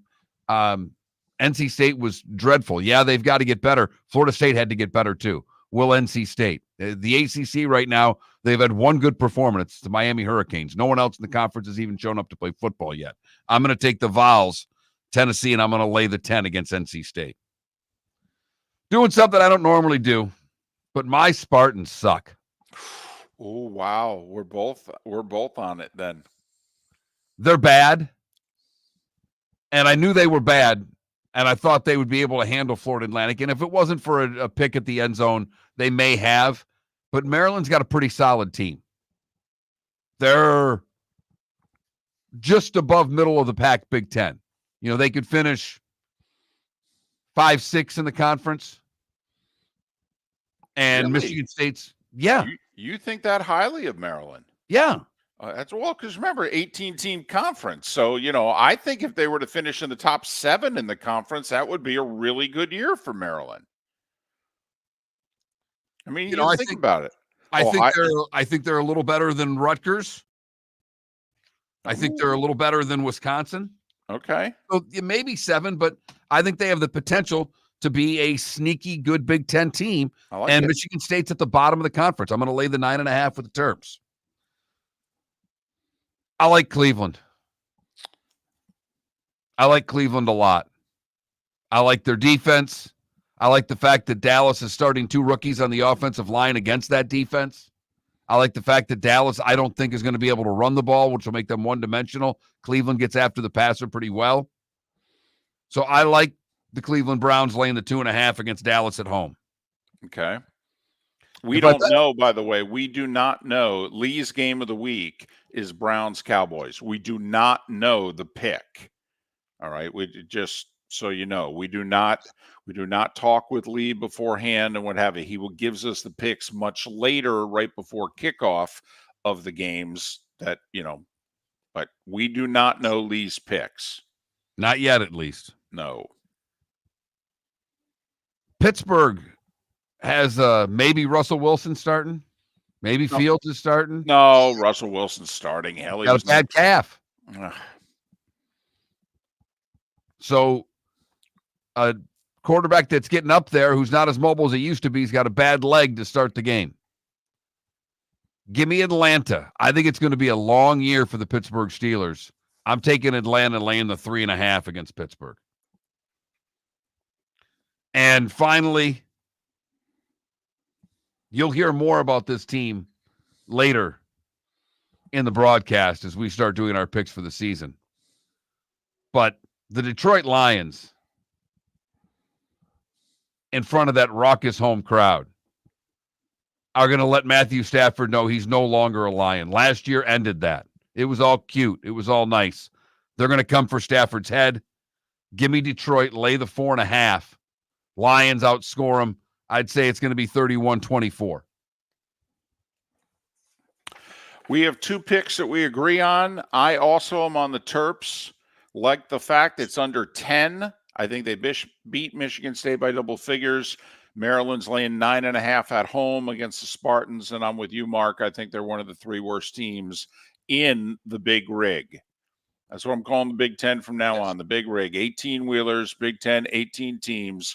Michigan State, one of the 3 worst teams in the Big Rig. And we're both on the Browns. Now, we've only been on the Browns since the schedules came out. That's all, because of how Jarrah's handled the offseason, and we didn't like Dallas's offensive line situation against the Browns' defensive front. So we're both on the Browns, laying the 2.5 against the Cowboys. My other college pick is I'm taking South Florida in the 31. I think they will score 20 or so points against Alabama. I do. Now, I have to admit, South Florida is very aggressive defensively. That could come back and bite them. But I'll say this. Their quarterback is similar to Milroe. So in terms of their defense, who didn't face Milroe last year when they held Alabama to 17 points at home, okay, they can face Milroe, if you will, in practice because their guy is similar. Not as good yet, but similar. So give me South Florida and 31 at Alabama. I also have 3 NFL plays, Mark. Cleveland's the 1. I'm going the Texans, and I'm laying the 3 at Indianapolis. First off, I think Houston's a really good team. Secondly, I don't think the Colts are a really good team. But let me throw some numbers at you. Do you know the Colts week 1 against the number in their last 16 opening days are 1-14-1 against the spread? That seems like a trend. They're 0-6 against the AFC South during those 16 years against the spread. So I'm going to take Houston and lay the 3 because for whatever reason, the Colts suck on opening day. And finally, along with the numbers, I don't think the Chargers are actually going to be good. I think they've lost a lot. I think Harbaugh's changing their style of play, but it's going to take a year. I think that roster is much worse than it's been the last 2-3 years. I think the Raiders have a better team than the Chargers. I do. I think the Raiders are going to win. And the Raiders are getting 3. Trust me, there will be more Raiders fans at SoFi than there will be Chargers fans. That is a fact. So, and oh, by the way, do you know what the Raiders were against the number last year with Antonio Pierce as head coach? He took over. They were 3-5 overall when they fired, McDaniels. And they finished the year 5-4 straight up. They were 7-1-1 against the number. They were the best team in the NFL last year against the number once Antonio Pierce took over. Give me the Raiders and the 3, and they're going to win outright. So there you go. That's my Fantastic 5. Mark had his. We both took 2 college games and 3 NFL games. We both have Maryland and Cleveland. I have Tennessee laying the 10 against NC State. I have Atlanta laying the 3.5 against the Steelers, and Detroit laying 4.5 against the Rams. David has 31 with South Florida against Alabama, laying 3 with Houston and Indianapolis, and getting 3 with the Raiders against the Chargers. Danny Weurffel, College Football Hall of Famer, Heisman Trophy winner, great Gator. He joins us next right here on Miller and Moulton. The Cape Coral Police Department is growing. They are currently looking for police officers and are offering a $10,000 signing bonus to newly hired officers. If you desire a career in law enforcement, or if you are already in law enforcement and thinking about making a move to a better agency, think Cape Coral Police Department. If you're looking for a police department that is committed to excellence, that invests in the highest level of training, state-of-the-art equipment, and some of the highest compensation in all of Southwest Florida, then the Cape Coral Police Department is for you. Visit capecops.com. That's capecops.com. Honey, you want to come out? I haven't seen you since Glass Doctor installed our custom shower enclosure. No thanks. Well, you can't keep eating breakfast in the shower, and laminating your magazines is getting expensive. You remember we have guests coming over tonight, right? Oh, I'm sure they'd love to see the shower. It's our neighbors, and I highly doubt they want to be hanging out in our bathroom. The shower's so good, you'll never want to leave. Visit glassdoctor.com today and schedule an appointment online. Mark Miller for Molly Maid. Why Molly Maid, you ask? Trust. Moulton was a customer for 15 years. Affordability. Didn't I just say Moulton was a customer for 15 years? Worry-free services. Our professional house cleaners are fully insured and a 24-hour warranty. Call Molly Maids today at 239-774-5839. That's 239-774-5839 or online at mollymaid.com/FTMYERS. That's mollymaid.com/FTMYERS. Gentlemen, as your wife mentioned getting new flooring, but you don't want to go through the hassle, well, go see the Floor Meisters in Naples next to Costco. They understand your time and money are important, so they'll make it as painless as possible. With a huge in-stock selection of carpet and Cortec, they can get you the floor your wife's been asking for. They carry wood, vinyl, carpet, and tile. If you do it yourself, no problem. They can handle that as well. So go see TJ at the Floor Meisters and tell them, just keeping it real, This is Miller and Moulton.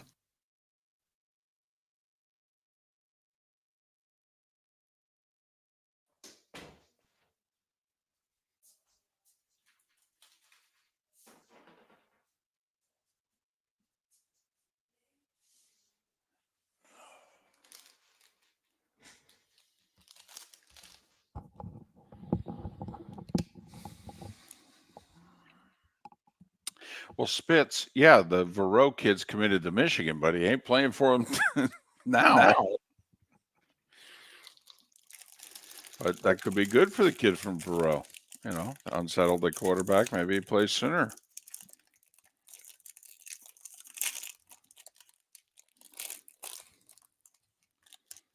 Didn't Lloyd Carr's grandson commit to Notre Dame? Yes. Which I just find hysterical. We use the Hard Rock app. It's all we can use in Florida ambient.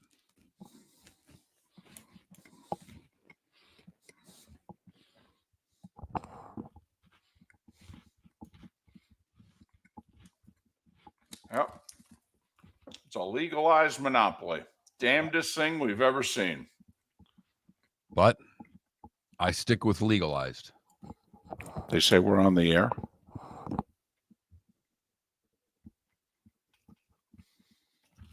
We might have been. We're not anymore.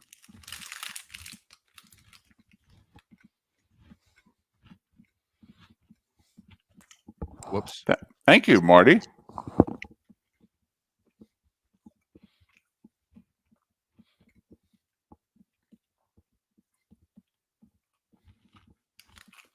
It was a Morgan and Morgan ad.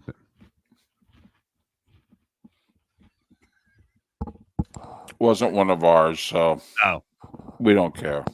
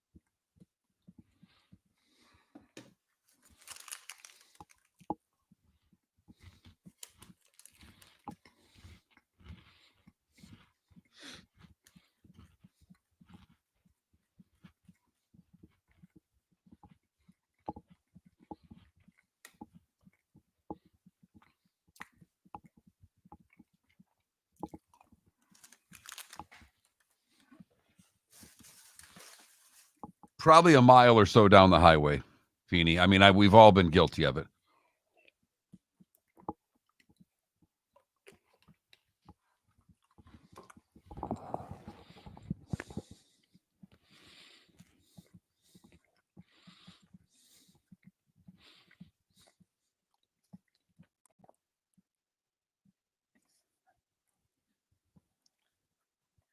I love how many people texting the other one.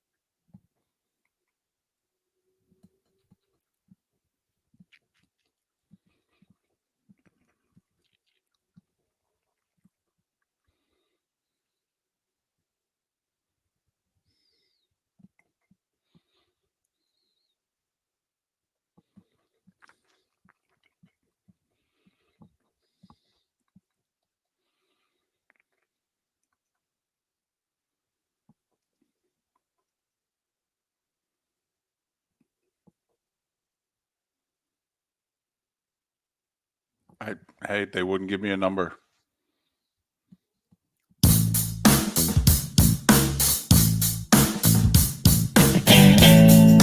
Welcome back to Miller and Moulton. Text the guys what's in your mind at 21,000.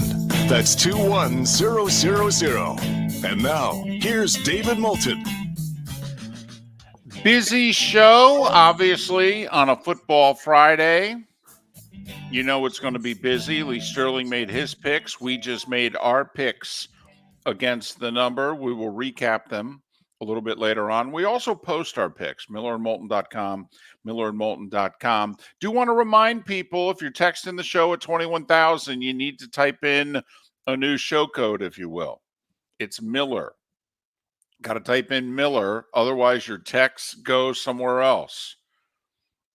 So type in Miller to 21,000, and then we will get your texts.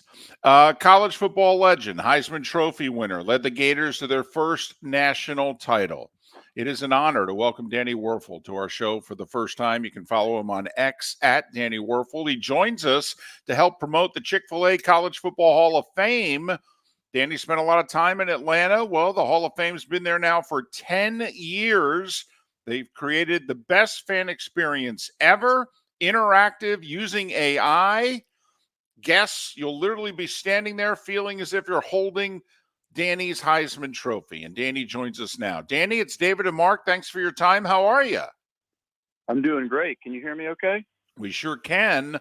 Hey, you're a modest gentleman. At least that's how it appears to us from afar. What was it, 11 years ago now, they made you a college football Hall of Famer. You've spent a lot of time in Atlanta. The Hall of Fame's there. I mean, do you ever kind of pinch yourself when you go to the College Football Hall of Fame and see that you're in it? Yeah, it's pretty funny. I really do. Every now and then I do pinch myself. And we actually live in Atlanta, so I've gotten to get to the Hall of Fame a bunch. It's such an amazing experience, and it has been since day one. You know, they've always been ahead of the game with technology and all the different things that you could do. And now with the new Game On experience, you're really immersive. You're involved. I haven't actually seen it yet, but I've heard all about it. I can't wait to get there. It looks to be an incredible experience. Yeah, people, it's not kind of like the olden days where you kind of, you think of a Hall of Fame and it seems a little bit rusty and archaic. I mean, this is like got all the lore combined with the technology, and you get to throw and kick footballs. It's like unbelievable. It's the Chick-fil-A College Football Hall of Fame celebrating 10 years now in Atlanta, a new AI-powered experience. So check it out if you're in the area. They've done a great job, has college football, with the Chick-fil-A Hall of Fame, and they're making it even better. So check it out if you can. Danny, I'm just checking. I'm asking for all the Gator fans out there. Do you have a COVID year left? They may need you right now. Well, my initial thought was no, but the more I look around, you got kids in their 7th and 8th and 9th years. So maybe somebody could get into their 30th year and try it. But no, I do not have a COVID year left.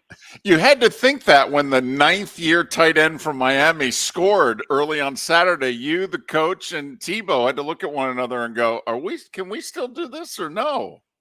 Yeah, well, what's going on? A lot has changed, that's for sure. Listen, Gator fans obviously are in agony this week. And if you ran into one on the street, which you probably will later today, what do you tell them?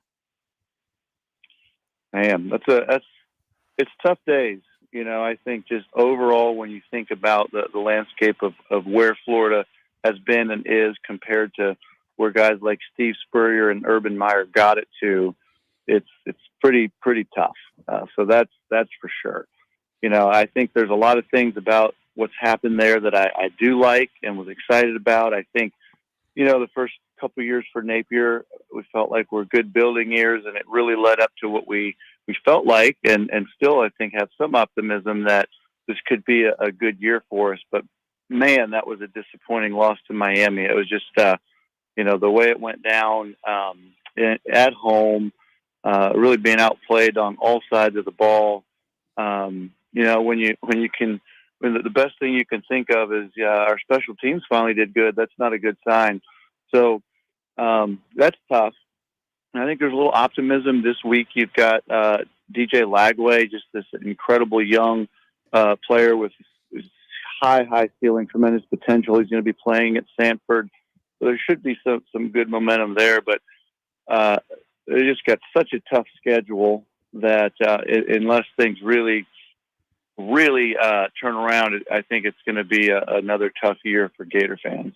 How tough, I know it's Samford, it's an easier game, but how tough will it be for Langway to go into that game? I know he got a little bit of time after Mertz was hurt, and I would have to think the benefit of practicing all week with the ones will help him out tremendously. But that first start, just take us back to maybe your first start, and what's that like to be under center for the first time in front of that crowd? Well, one of the differences for him, he's, 1 year out from actually playing high school football, whereas when I was in my kind of freshman year, I had already been redshirted. So in a sense, it was my sophomore year. I think, you look at like Anthony Richardson's first start when he got in there was against Georgia. And that's really not what you want. So I think this really sets up well for him. Just the team overall will be, just better athletes than who they're playing. And it should be a pretty solid win for the team anyway. So to get in that situation, I think, is a really favorable for him. I imagine that if receivers aren't open, he'll have the athletic ability, especially in this game, to really make things happen anyway, versus some of the other games where the athleticism of the defense is comparable. So you can't just decide to run and make it happen. So I think it's favorable. I think he's very excited. And really looking forward to seeing him play. That hopefully that'll be a bright spot for us. Danny Weurffel, College Football Hall of Famer, Heisman Trophy winner, led the Gators to their first national title. Joining us in part to talk about the Chick-fil-A College Football Hall of Fame. 10 years now in Atlanta, and they keep investing in it to make it a better fan experience. They now have an AI-powered experience. Guests will see themselves really in all the great settings in college football. They make you feel as if you're a part of it. They send us a short video, so we're just not, hyping it. All right, we've actually seen it. Danny Weurffel, follow him on X at Danny Weurffel. When you see the college football landscape the way it is now, cash out in the open. I mean, heck, we even know what some of the players are making. We know the coaches' salaries and the players' salaries now. I'm just curious, what's your thoughts about the sport and where it's at? Well, I think it's in transition, and in many ways, it doesn't feel great because of the history that we've had, and just the kind of lack of organized and oversight of what's going on right now. And so, what it actually means is name, image, and likeness. That's how much marketing pizzazz does a certain person have, or has they built in a free economy? But that's not what's happening. It's really just paying for play and recruiting, which is really not the spirit of that either. And the fact that it has to be not done through the universities makes it really wonky. You add that to the transfer portal, and I just really don't like it at all. It's creates a really difficult situation to build a program. If you're not playing enough at your school, you can transfer, and if you're finally playing well and you think you're better than your school and get more money somewhere else, you can transfer. And so I don't like all that. I do think it's in transition. I think with some of the new laws and what's happening, it's going to kind of move more towards kind of like an NFL model. And I think it'll be run through the universities. They'll have hopefully some sort of contracts, and there'll be some ways that it's guided and overseen a little bit better. But I'll say all this, and I don't know about your experience, like even though all these things bother me about college football, and like seeing all these kids at college with all their Lamborghinis just doesn't feel quite right. Maybe I'm just a little bitter, maybe not. I don't know. But I do like when the games are on, it's still really exciting. Like I've really still enjoyed watching it.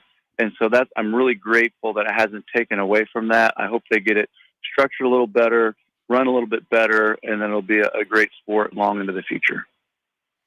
Can you just take us back when you were playing? And we've all heard the stories about Coach Spurrier kind of taking the ball and running the offense. Just Give us a couple, if you got a story, your favorite story about Coach Spurrier from a practice.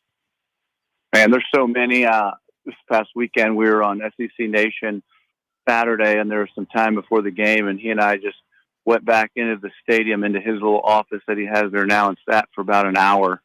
And man, if I could have recorded that conversation, probably be a great stuff to share. But he's amazing.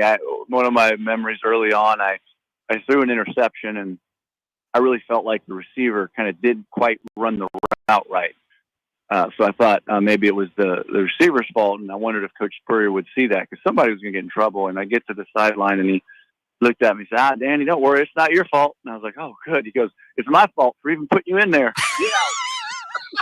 So anyway, he was serious about what he's doing, and I think he's just so far ahead of his game, and just what an amazing coach he was. When he talked about the offense, he made it sound as if his offense was pretty simple. And he had staple plays that when he went to South Carolina, it worked.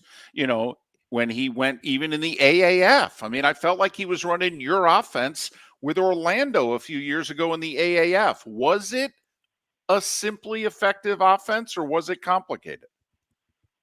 Yes. The answer to both questions is yes. And I think it's a combination of, on one hand, it's really based on, what a defense is playing, what's their coverage. And he believes you could design a perfect play for every coverage. And in every defense, there's a perfect defense for every play. So a big part of his offense was predicting what defense they were going to be playing. And if you could predict that, he would predict it in his play call, and it was the quarterback's job, if something was different, to make an adjustment. You could have some really, really good plays happening. And but on the other hand, the sophistication of the detail. For instance, if you're running a corner out, most coaches would be like, you're going to run 5 steps, and you're going to move towards the corner, take a high angle, and the quarterback can throw you flatter if he needs to. Well, for Coach Spurrier, the outside receiver would stem into the seam area. When he hit 5 yards, he'd go vertical.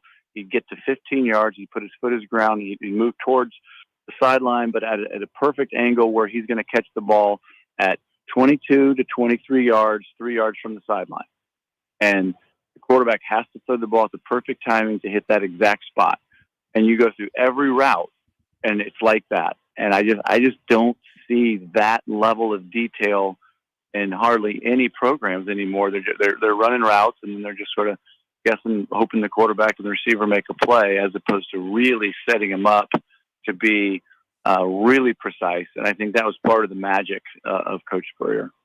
And that's the portal, though, isn't it, Danny? I mean, at the end of the day, when you're bringing all these kids in, you don't have the time to develop a program the way you once did. Whether it's good, bad, or indifferent, it's just different. Yeah, that's very true. Very true. Danny Weurffel, College Football Hall of Famer, joining us in part to talk about the College Football Hall of Fame in Atlanta. If you've never visited, 10th year now, the College Football Hall of Fame has been in Atlanta, and they have a lot of technology in this Hall of Fame. They now have a new AI-powered experience. It's called Game On. So if you're in Atlanta for a football game, say, and you haven't checked it out, check out the Chick-fil-A College Football Hall of Fame. And College Football Hall of Famer and Heisman Trophy winner Danny Weurffel is kind enough to join us. Follow him on X at Danny Weurffel. By the way, I just want to say, I had the honor of voting for the Heisman Trophy 3 times. You were my first Heisman Trophy vote. What? No way. Yep. Cool. And I voted for you after losing at Tallahassee, because I thought you hung in there and got your kicked physically and made the plays. And if the kicker had made the 2 kicks, you would have won. And I thought, that's the guy. So I voted for you after your only loss that year.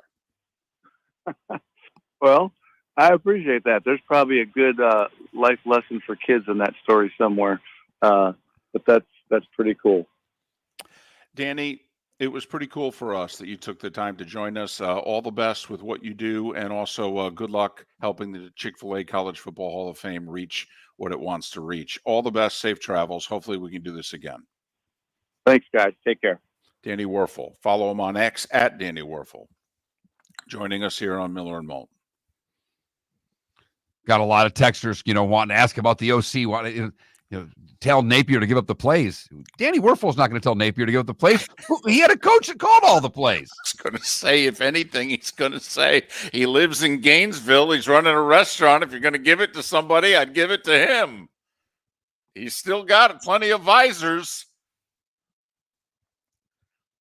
Hey, Just don't doesn't laugh. throw him anymore. Don't laugh. If this season goes really badly and they make a change midseason, I'd actually bring in the HBC to call the plays for the rest of the year. Pat Kirwan is next. Mark Miller for Molly Maid. Why Molly Maid, you ask? Trust. Moulton was a customer for 15 years. Affordability. Didn't I just say Moulton was a customer for 15 years? Worry-free services. Our professional house cleaners are fully insured and a 24-hour warranty. Call Molly Maids today at 239-774-5839. That's 239-774-5839 or online at mollymaid.com/FTMYERS. That's mollymaid.com/FTMYERS. Honey, you want to come out? I haven't seen you since Glass Doctor installed our custom shower enclosure. No thanks. Well, you can't keep eating breakfast in the shower, and laminating your magazines is getting expensive. You remember we have guests coming over tonight, right? Oh, I'm sure they'd love to see the shower. It's our neighbors, and I highly doubt they want to be hanging out in our bathroom. The shower's so good, you'll never want to leave. Visit glassdoctor.com today and schedule an appointment online. The Cape Coral Police Department is growing. They are currently looking for police officers and are offering a $10,000 signing bonus to newly hired officers. If you desire a career in law enforcement, or if you are already in law enforcement and thinking about making a move to a better agency, think Cape Coral Police Department. If you're looking for a police department that is committed to excellence, that invests in the highest level of training, state-of-the-art equipment, and some of the highest compensation in all of Southwest Florida, then the Cape Coral Police Department is for you. Visit capecops.com. That's capecops.com. Gentlemen, as your wife mentioned getting new flooring, but you don't want to go through the hassle, well, go see the Floor Meisters in Naples next to Costco. They understand your time and money are important, so they'll make it as painless as possible. With a huge in-stock selection of carpet and Cortec, they can get you the floor your wife's been asking for. They carry wood, vinyl, carpet, and tile. If you do it yourself, no problem. They can handle that as well. So go see TJ at the Floor Meisters and tell them, just keeping it real. Do you have a sleep problem but don't want to wear a CPAP mask? This is Mark Miller for Sleep Treatment Direct. The mask wasn't working for me, and I didn't think I had an alternative. I do. We all do. They have such simple alternatives with greater success than the mask. Visit sleeptreatmentdirect.com. That's sleeptreatmentdirect.com. And if you are like me and your CPAP machine isn't working for you, it's time for a change. Call 239-444-1741. That's 239-444-1741. Sleep Treatment Direct. Sleep safe and sound. Visit Jason and Todd at the Diamond District. A natural diamond is the oldest artifact you will ever touch, and each is one of a kind. Jason and Todd at the Diamond District would like to meet you personally and share their love of natural diamonds and the positive impact of purchasing a natural diamond. We promise that in our vault sits the largest selection of GIA-certified natural diamonds at the most competitive prices in the world. Jason and Todd look forward to shaking your hand and welcoming you to their Diamond District family. This is Miller and Moulton.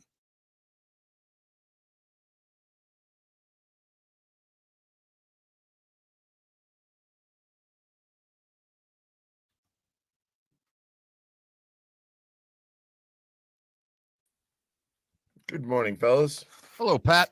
How are you, man? Good. How are you? I was enjoying listening to Danny talk to you guys. The only thing I always think about with Spurrier is he knew nothing about protections. It goes back to that Nebraska national title game where even as they're blitzing off the edge and destroying Weurffel, he didn't change his protection. The guys who worked with him at the Commanders, a.k.a. Redskins, said he didn't know anything about protections. I will say they sent me down there. Where was I working then? Maybe CNNSI. They sent me down for 5 days to study this guy, and Marvin Lewis was his D coordinator, and I was good friends with Marvin. So I go, Marvin, how's the new guy? And he said, well, he's been late for every practice. And he goes, and he coaches in flip-flops. And he pulls up in a golf cart after Cal's. He thinks Cal's is a waste of his time. Yeah. I don't think he takes the job. He and Jeremy Foley, the Florida AD, were at each other's throat.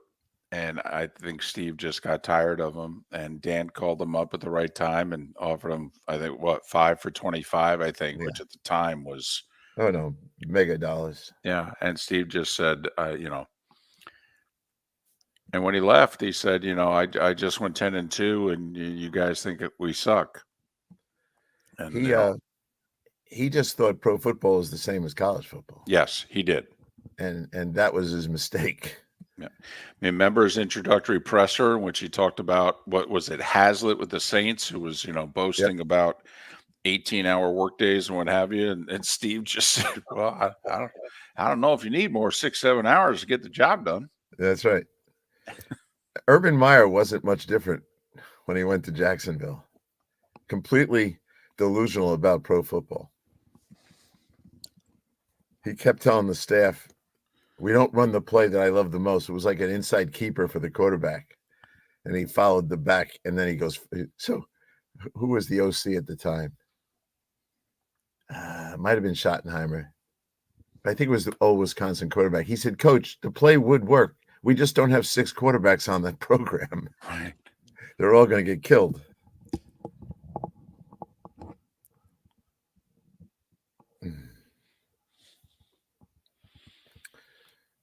Everything else good in your lives? Yeah. Yeah.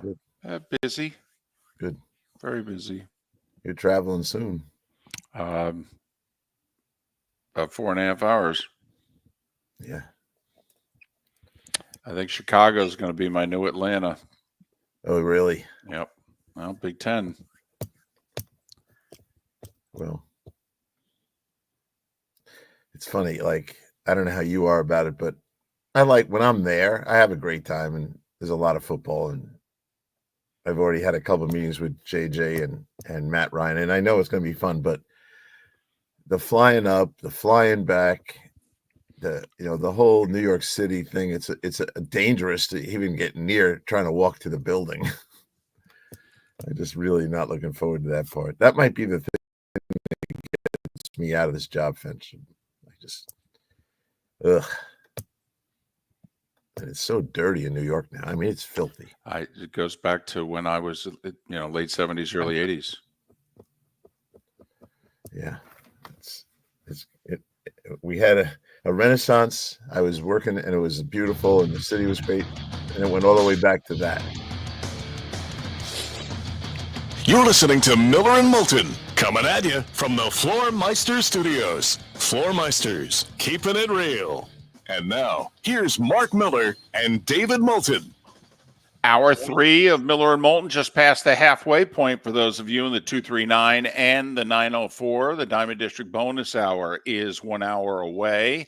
If you missed it, Lee Sterling, Danny Weurffel joined us last hour. And in between, we made our best bets of the week. We will make our picks for the NFL season coming up in about 35 minutes. But right now, it's time for Pat Kirwan on a Football Friday. He of NFL Radio's Moving the Chains and CBS's NFL Today show. He joins us once again courtesy of Pinchers. Pinchers from Tampa to Key West and all points in between. Pinchers where you can't fake fresh. Pat, this TV product that the NFL has, it's pretty good. Yeah, kind of. You could have robbed a bank in any city in America last night because everybody was watching. And the NFL put on, as always, a tremendous product. Whether, that we could talk about the controversial calls, but those linemen have been lining up in the backfield forever, and they decided to make it a point of emphasis. And for one team, Pat, for one team. I agree with that The part. right tackle for the Chiefs was doing the same damn thing the whole game. He's leaving early. I mean, come on. I was all for it when the game started, but come on, let's call this consistently. I agree. And that was the big complaint after the Super Bowl about the Chiefs. And it kind of perpetuated itself and slid right into this year. But I don't like points of emphasis. because the officials, and I know plenty of them, they feel they have to call it because they know they're going to get downgraded. And I don't think anyone wanted to call that 3 times on Stanley. But once they call it a point of emphasis, the officials know I'm going to get downgraded if I don't keep calling this. When did they ever call anything like 3 times on a championship left tackle? No, and a left tackle also. But I mean, Pat, they did open themselves up last night. It's strange. I mean, come on, we've all been around sports. There are times, even like in a basketball game, if the official calls the one team for something twice, the opposing coach goes, "You're not going to call it the other way," and then usually you get one call to just shut the bench up. I mean, Right. that's what I was waiting for last night. I'm like, well, they got to throw it once on the Chiefs' right tackle just to get John Harbaugh to stop yelling at him. Yeah, John, he'll be out of his mind about the officiating, but yeah, I agree with you. But they don't, and I'm going to hear it all day today. Every anti-Chief fan is going to be pointing that out. Hey, how about that great kickoff? I knew that thing was going to be touchback city. Boy, you called that right, Pat, right from the get-go.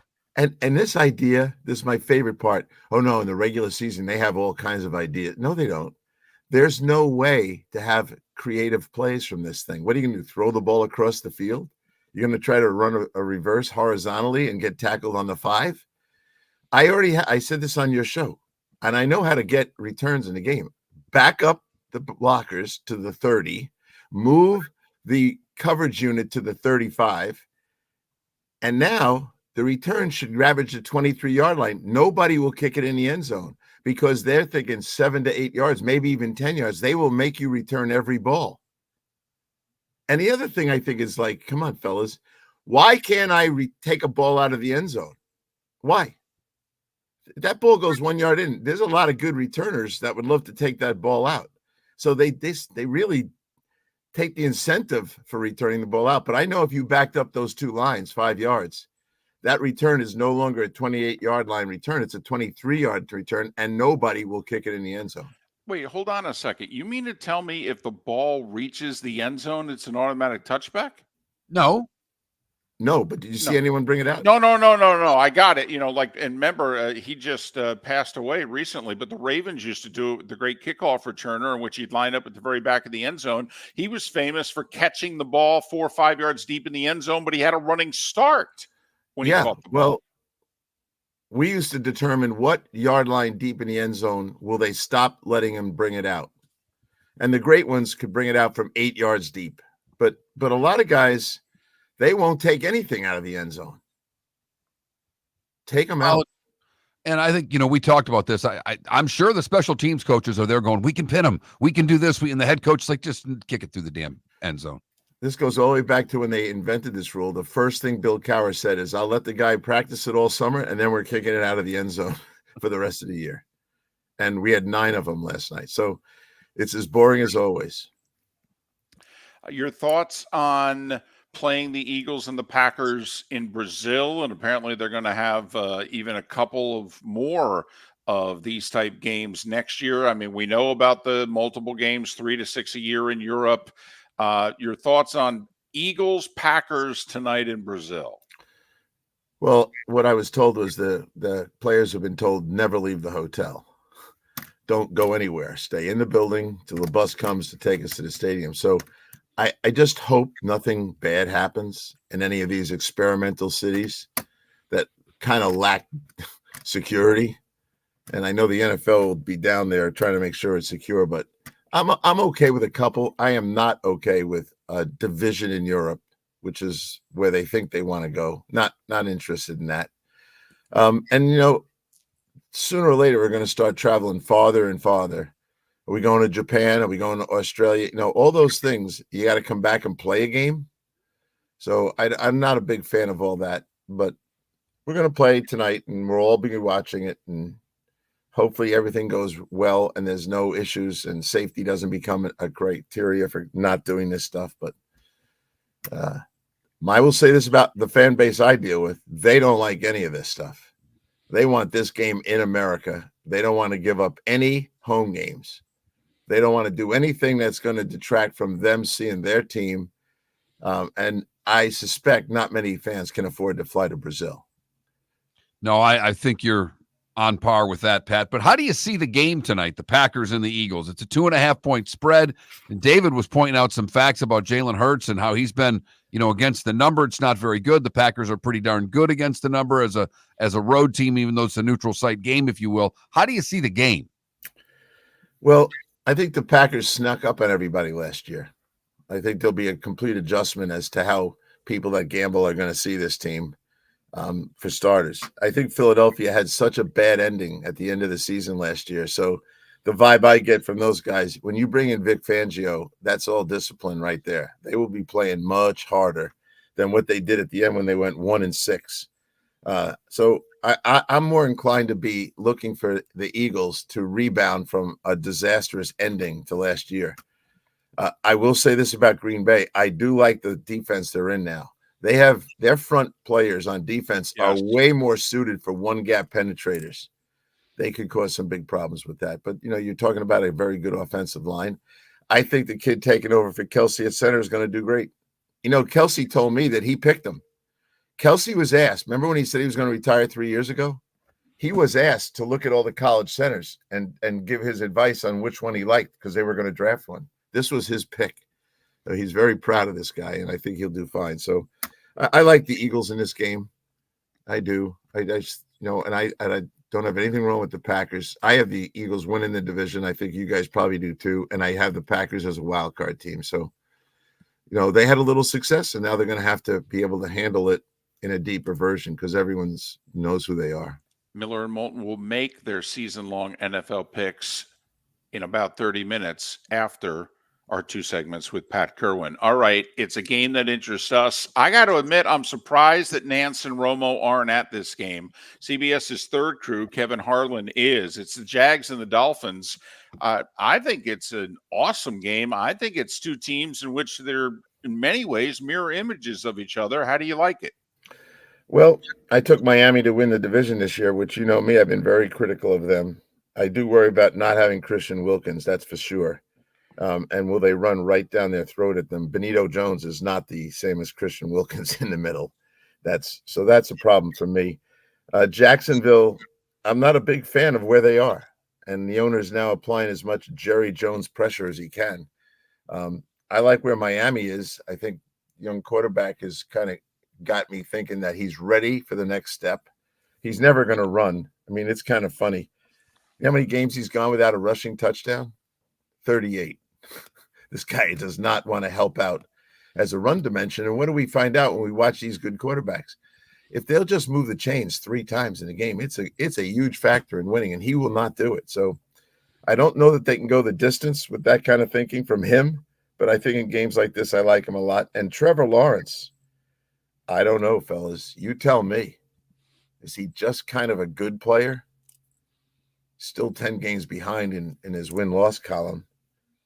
He's not a good road quarterback. And everyone wants to keep blaming the first coach. Well, we've got a great quarterback coach in there now. So I'm not a big fan of where Jacksonville's at. I would think Miami can win this game. Miami, that Tua at home, say what you want. He's 21-5 in his own house. Now, he's not a very good road quarterback. He's got a losing record, but that's a problem for another day. They're at home. And he's looking pretty good, and his contract settled down all the nerves and all that business. I like Miami in this game, and I actually like him to cover the 3 points. Washington and Tampa Bay. The Bucs get the rookie quarterback. We talked about this a little bit. I've heard you on your show. We've talked about it. Todd Bowles loves to blitz, so Daniel's going to see a bunch of blitzes, a bunch of different things. And I like Tampa Bay. How do you see this game? Yeah, I like Tampa Bay in this game. I do like Jaden Daniels, and I think as this year goes on, we may start thinking he's the next Stroud. That's how I see him. But opening day, now I talk to Dan Quinn every week, and Dan is like, Pat, you wouldn't believe how cool this kid is. It's not just his skills. He said it won't be too big for him. And he's got a lot of college experience. But I think Todd Bowles, one of the most underrated coaches in the league, a pressure guy. And when you started looking, I looked at this the other day. We all know he's going to blitz and pressure. Do you know how many guys he had? He had 14 players get a sack last year. That is a scheme coach. 14 guys. And then your outside linebackers should get 20 sacks. Well, he had 19, but he also had it from 7 different outside linebackers. So that's why it's going to come from every direction, and I think it'll be a little too much for the young kid to handle. So I like the Tampa Bay Bucks in this one. Maybe the most underrated team in the league. No one ever picks them to do anything. Got about 30 seconds left till we take a break. Do you have the Bucks? They've won the division 3 years in a row. Do you have them as a playoff team or a division champion? Yeah, the very popular vote, at least in the world I'm in, is Atlanta, but I took Tampa Bay again. I talked to Tom Moore this week, and I talked to you guys about that. Tom Moore went on and on about how Baker Mayfield has transitioned himself into a very mature, very prepared, effective quarterback. And if Tom Moore says that, then I'm all for it, and I think that Baker's going to be a factor. He's Pat Kirwan. NFL Radio's Moving the Chains, which is weekdays 3 to 7. On Saturdays during the season, they do a 2 to 5 show as well. And then on Sundays, he's part of CBS's NFL Today. Pat joins us courtesy of Pinchers, from Tampa to Key West and all points in between. Pinchers, where you can't fake fresh. More with Pat after this. Gentlemen, as your wife mentioned getting new flooring, but you don't want to go through the hassle, well, go see the Floormeisters in Naples next to Costco. They understand your time and money are important, so they'll make it as painless as possible. With a huge in-stock selection of carpet and Cortec, they can get you the floor your wife's been asking for. They carry wood, vinyl, carpet, and tile. If you do it yourself, no problem. They can handle that as well. So go see TJ at the Floormeisters and tell them, just keeping it real. Wine glasses never fall over until you get a brand new rug. Oh, no! Ketchup bottles act normal till you're wearing a new shirt. Oh, you kidding me? And rocks lie peacefully on the road till the day you get a brand new windshield. Then they fly up off the road and attack without mercy. That's why new windshields from Glass Doctor come with our windshield protection plan. Unlimited repairs and 1 replacement for 12 months. Don't just fix it, protect it. Glass Doctor. A neighborly company. Mark Miller for Molly Maid. Why Molly Maid, you ask? Trust. Moulton was a customer for 15 years. Affordability. Didn't I just say Moulton was a customer for 15 years? Worry-free services. Our professional house cleaners are fully insured and a 24-hour warranty. Call Molly Maids today at 239-774-5839. That's 239-774-5839 or online at mollymaid.com/FTMYERS. That's mollymaid.com/FTMYERS. Sleep problem but don't want to wear a CPAP mask? This is Mark Miller for Sleep Treatment Direct. The mask wasn't working for me, and I didn't think I had an alternative. I do. We all do. They have such simple alternatives with greater success than the mask. Visit sleeptreatmentdirect.com. That's sleeptreatmentdirect.com. And if you are like me and your CPAP machine isn't working for you, it's time for a change. Call 239-444-1741. That's 239-444-1741. Sleep Treatment Direct. Sleep safe and sound. This is Miller and Moulton.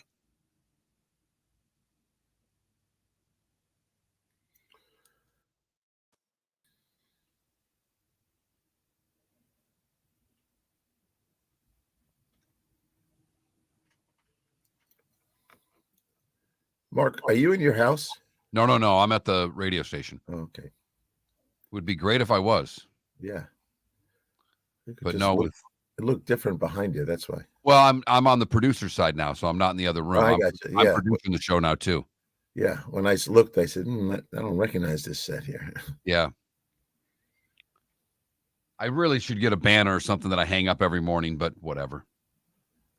Yeah. I gave David one of those because the banner itself is not expensive. It's the thing that you pull it up on. Right. And I gave him a real good one. Oh, I know what you're talking about. Yeah. Yeah. Get something made with Miller and Moulton, with a phone number on it. Please call. Right. Please call, please sponsor. We're getting there though. We're doing all right. I've got 3 that we're adding next week. Great. Which gets us, close to being sold out. We've got about 1.5 because had to do a couple of deals here and there. So we got about 1.5 sponsorships left.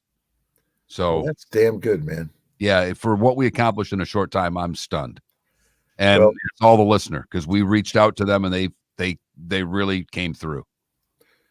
A, I'm not surprised. And B, I really think you're on to something here that's going to grow. I'm with you. You know, and we've got a guy who's going to who says he's going to help try to syndicate us more. You know, if that's the case and we start getting into a few more markets, there actually could be some real money involved. Yep. Is it part of, is there anything left in Florida to get to? Oh, yeah. Yeah. Oh, yeah.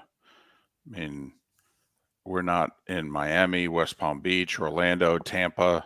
I didn't know that. I thought you were in Tampa. No, we were. And then that they changed formats and dropped us. Well, you'll get there. How many listeners, you know, do you tell people that you reach? Well, we list in Southwest Florida, we reach 5 figures. Mm-hmm. You know, we don't have numbers elsewhere, to be honest. But no, none of the other markets keep books. Jacksonville does, but we're on an app. We're not on a station there. Now they could tell us, because in theory they could know every single person that downloads. I do know this, Pat. We've never lost an affiliate in 3 years because they didn't like the show. Yep. Like we've only lost one affiliate, and that was because they changed formats. Yeah.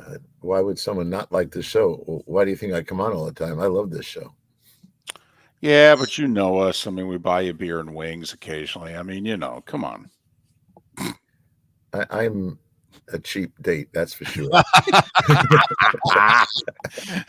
I mean, you know, I think we first got to your heart with 2 Everblades tickets. I mean, you know, we know where you live. You started that. That's right. At what point did your wife or your family say, you know, those yahoos not his got wife, you hooked on the Blades? They like the Blades more than Pat does. I know. No, my family loves it. All of my grandkids play hockey because of the Everblades. That's what's crazy. That really they all started playing when I brought them to the games. They didn't know what hockey was. I'll never forget it. When the first game ended, Brady turned to me and goes, I'm going to do this. Okay. Thanks a lot, fellas. Right. $40,000 a year later. Yep. And Europe. Yep. Uh-huh. And the back of the car smells awful. Oh, there's nothing like a hockey smell. I don't know. It's prehistoric. It's not from anything else. No, nothing smells like hockey stuff. Nope. It's awful. It really is. Now, here's how bad it can be. So I'm at a tournament last week in Boston. It's game 5 that they're going to play.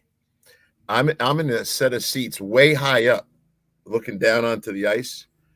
And when the team came out to start the game, the smell on the ice just from the team, I go, this is unbelievable. I'm basically in an arena and it's brutal. My eyes started to water.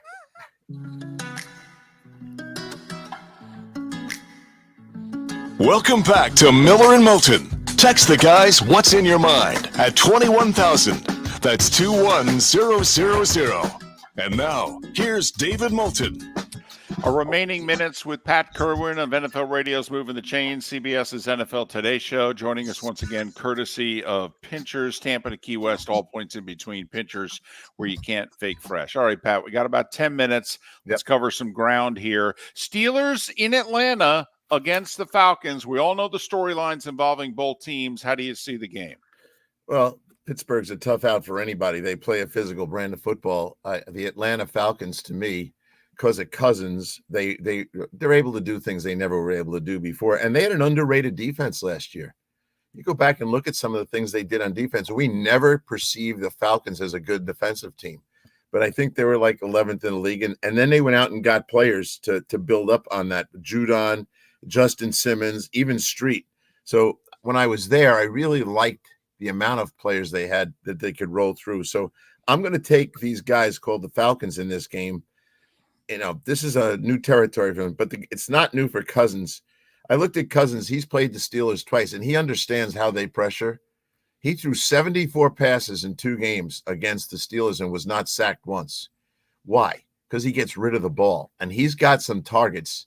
He got a little slant route from Big London. He can dump the ball to the tight end. Watch Bijan Robinson catching 8 or 9 balls in a game like this. We'll see. and I hate going against the Steelers, but I didn't pick them for the playoffs, so it'll start right here.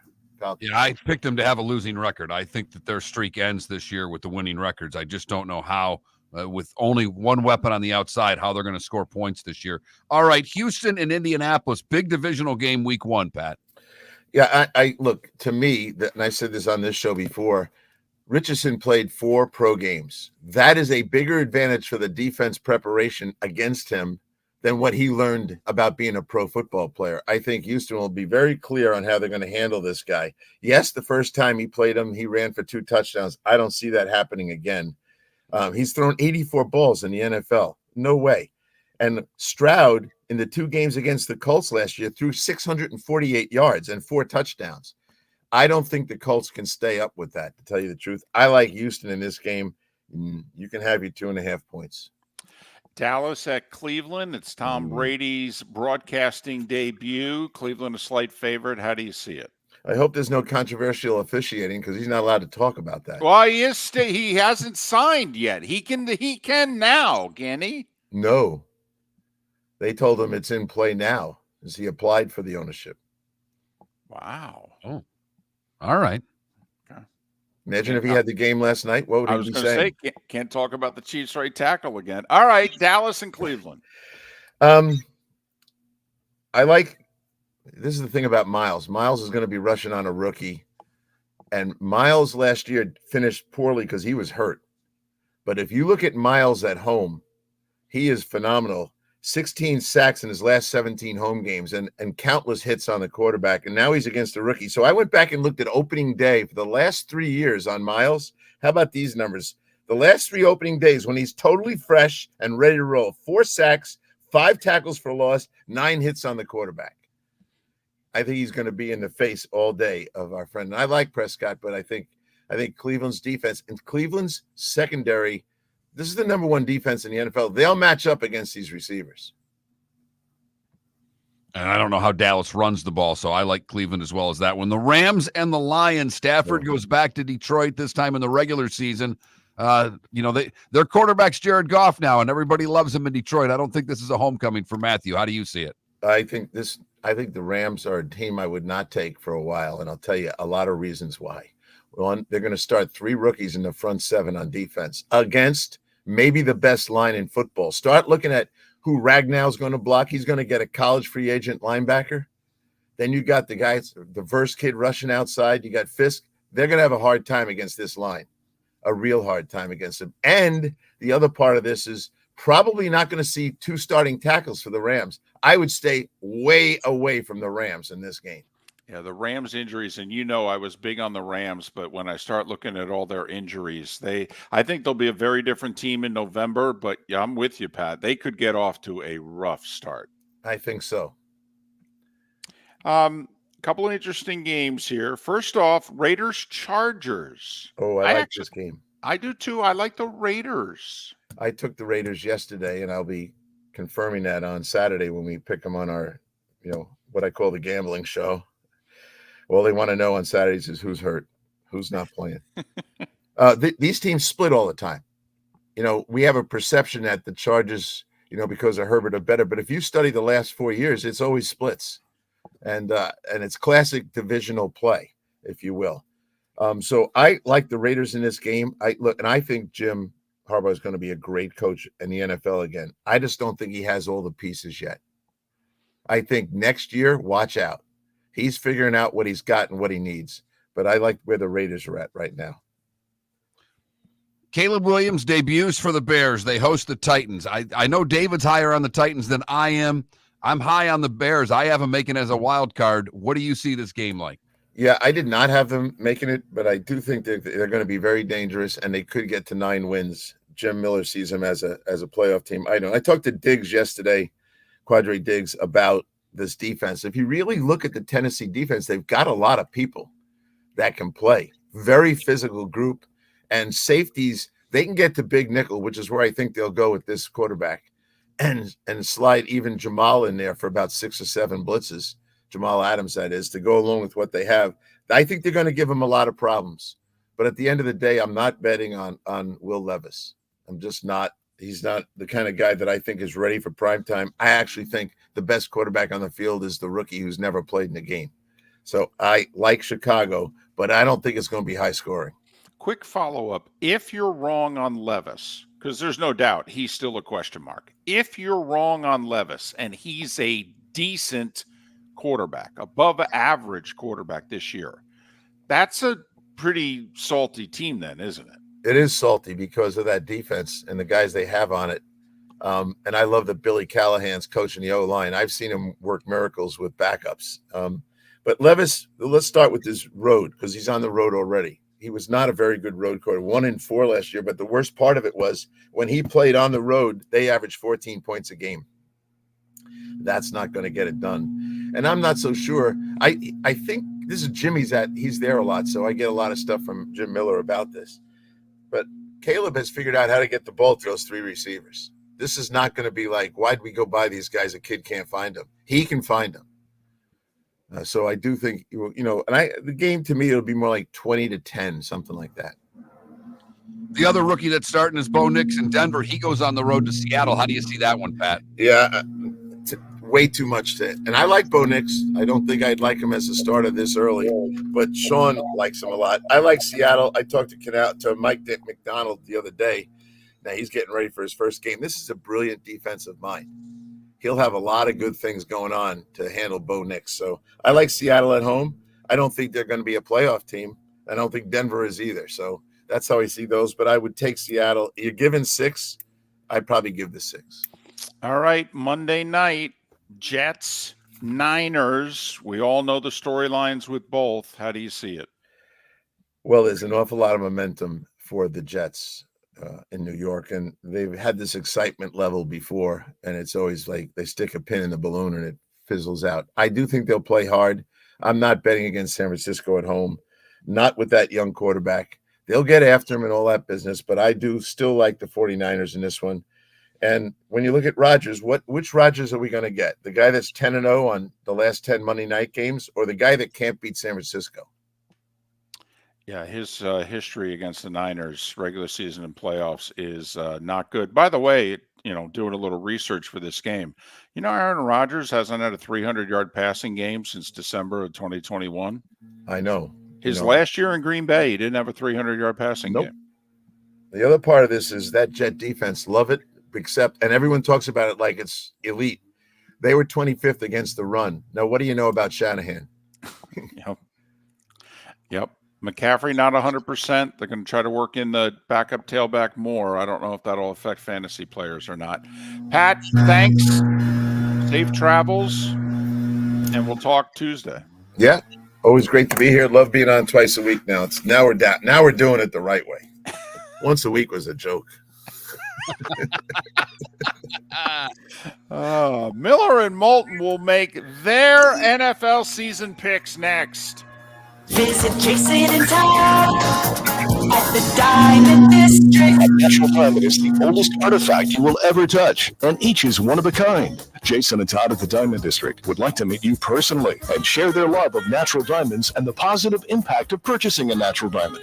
We promise that in our vault sits the largest selection of GIA-certified natural diamonds at the most competitive prices in the world. Jason and Todd look forward to shaking your hand and welcoming you to their Diamond District family. The Cape Coral Police Department is growing. They are currently looking for police officers and are offering a $10,000 signing bonus to newly hired officers. If you desire a career in law enforcement, or if you are already in law enforcement and thinking about making a move to a better agency, think Cape Coral Police Department. If you're looking for a police department that is committed to excellence, that invests in the highest level of training, state-of-the-art equipment, and some of the highest compensation in all of Southwest Florida, then the Cape Coral Police Department is for you. Visit capecops.com. That's capecops.com. Wine glasses never fall over until you get a brand new rug. Oh, no! Ketchup bottles act normal till you're wearing a new shirt. Oh, you kidding me? And rocks lie peacefully on the road till the day you get a brand new windshield. Then they fly up off the road and attack without mercy. That's why new windshields from Glass Doctor come with our windshield protection plan. Unlimited repairs and one replacement for 12 months. Don't just fix it, protect it. Glass Doctor. A neighborly company. Gentlemen, as your wife mentioned getting new flooring, but you don't want to go through the hassle, well, go see the Floor Meisters in Naples next to Costco. They understand your time and money are important, so they'll make it as painless as possible. With a huge in-stock selection of carpet and Core-Tech, they can get you the floor your wife's been asking for. They carry wood, vinyl, carpet, and tile. If you do it yourself, no problem. They can handle that as well. So go see TJ at the Floor Meisters and tell them, just keeping it real. This is Miller and Moulton.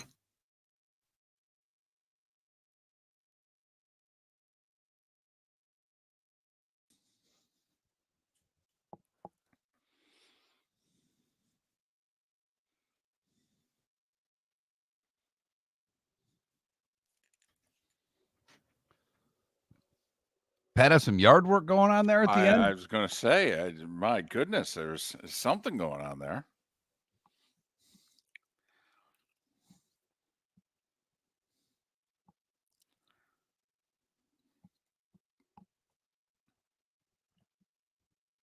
I sent you a text. Well, No I'm busy rush. right now. No rush.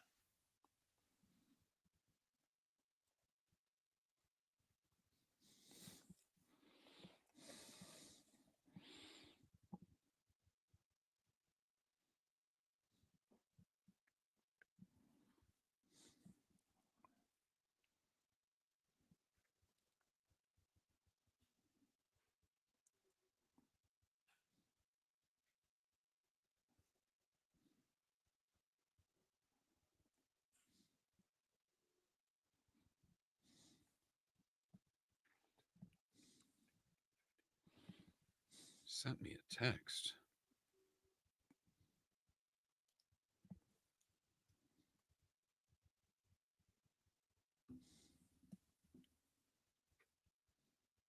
All right.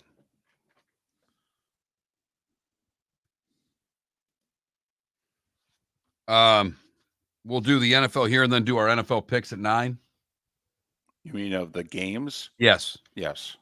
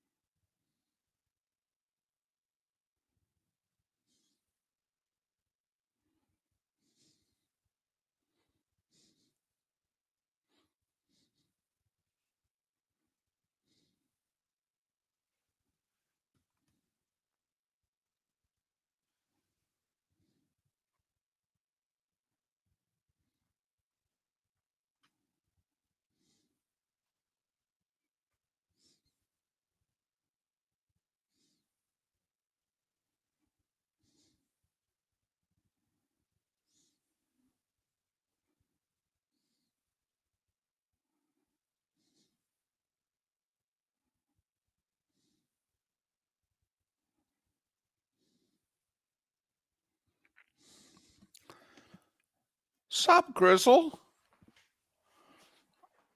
You going to a high school football game tonight, Chad? I know you went to your alma mater covering it a week ago.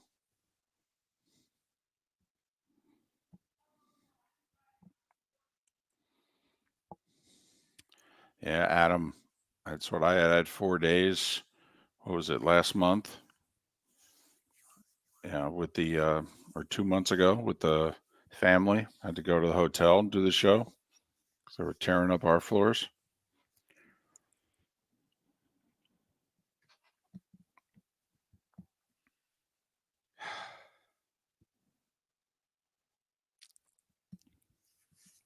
Well, throw the records out, Grizzle, when Grissom and Huntsville get together. Oh, man.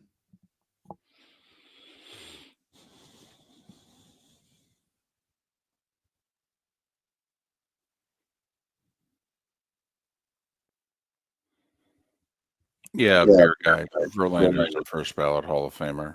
And he may be at the end, early 40s, suffering injuries. My guess is he'll pitch one more year, that he won't want to go out this way, but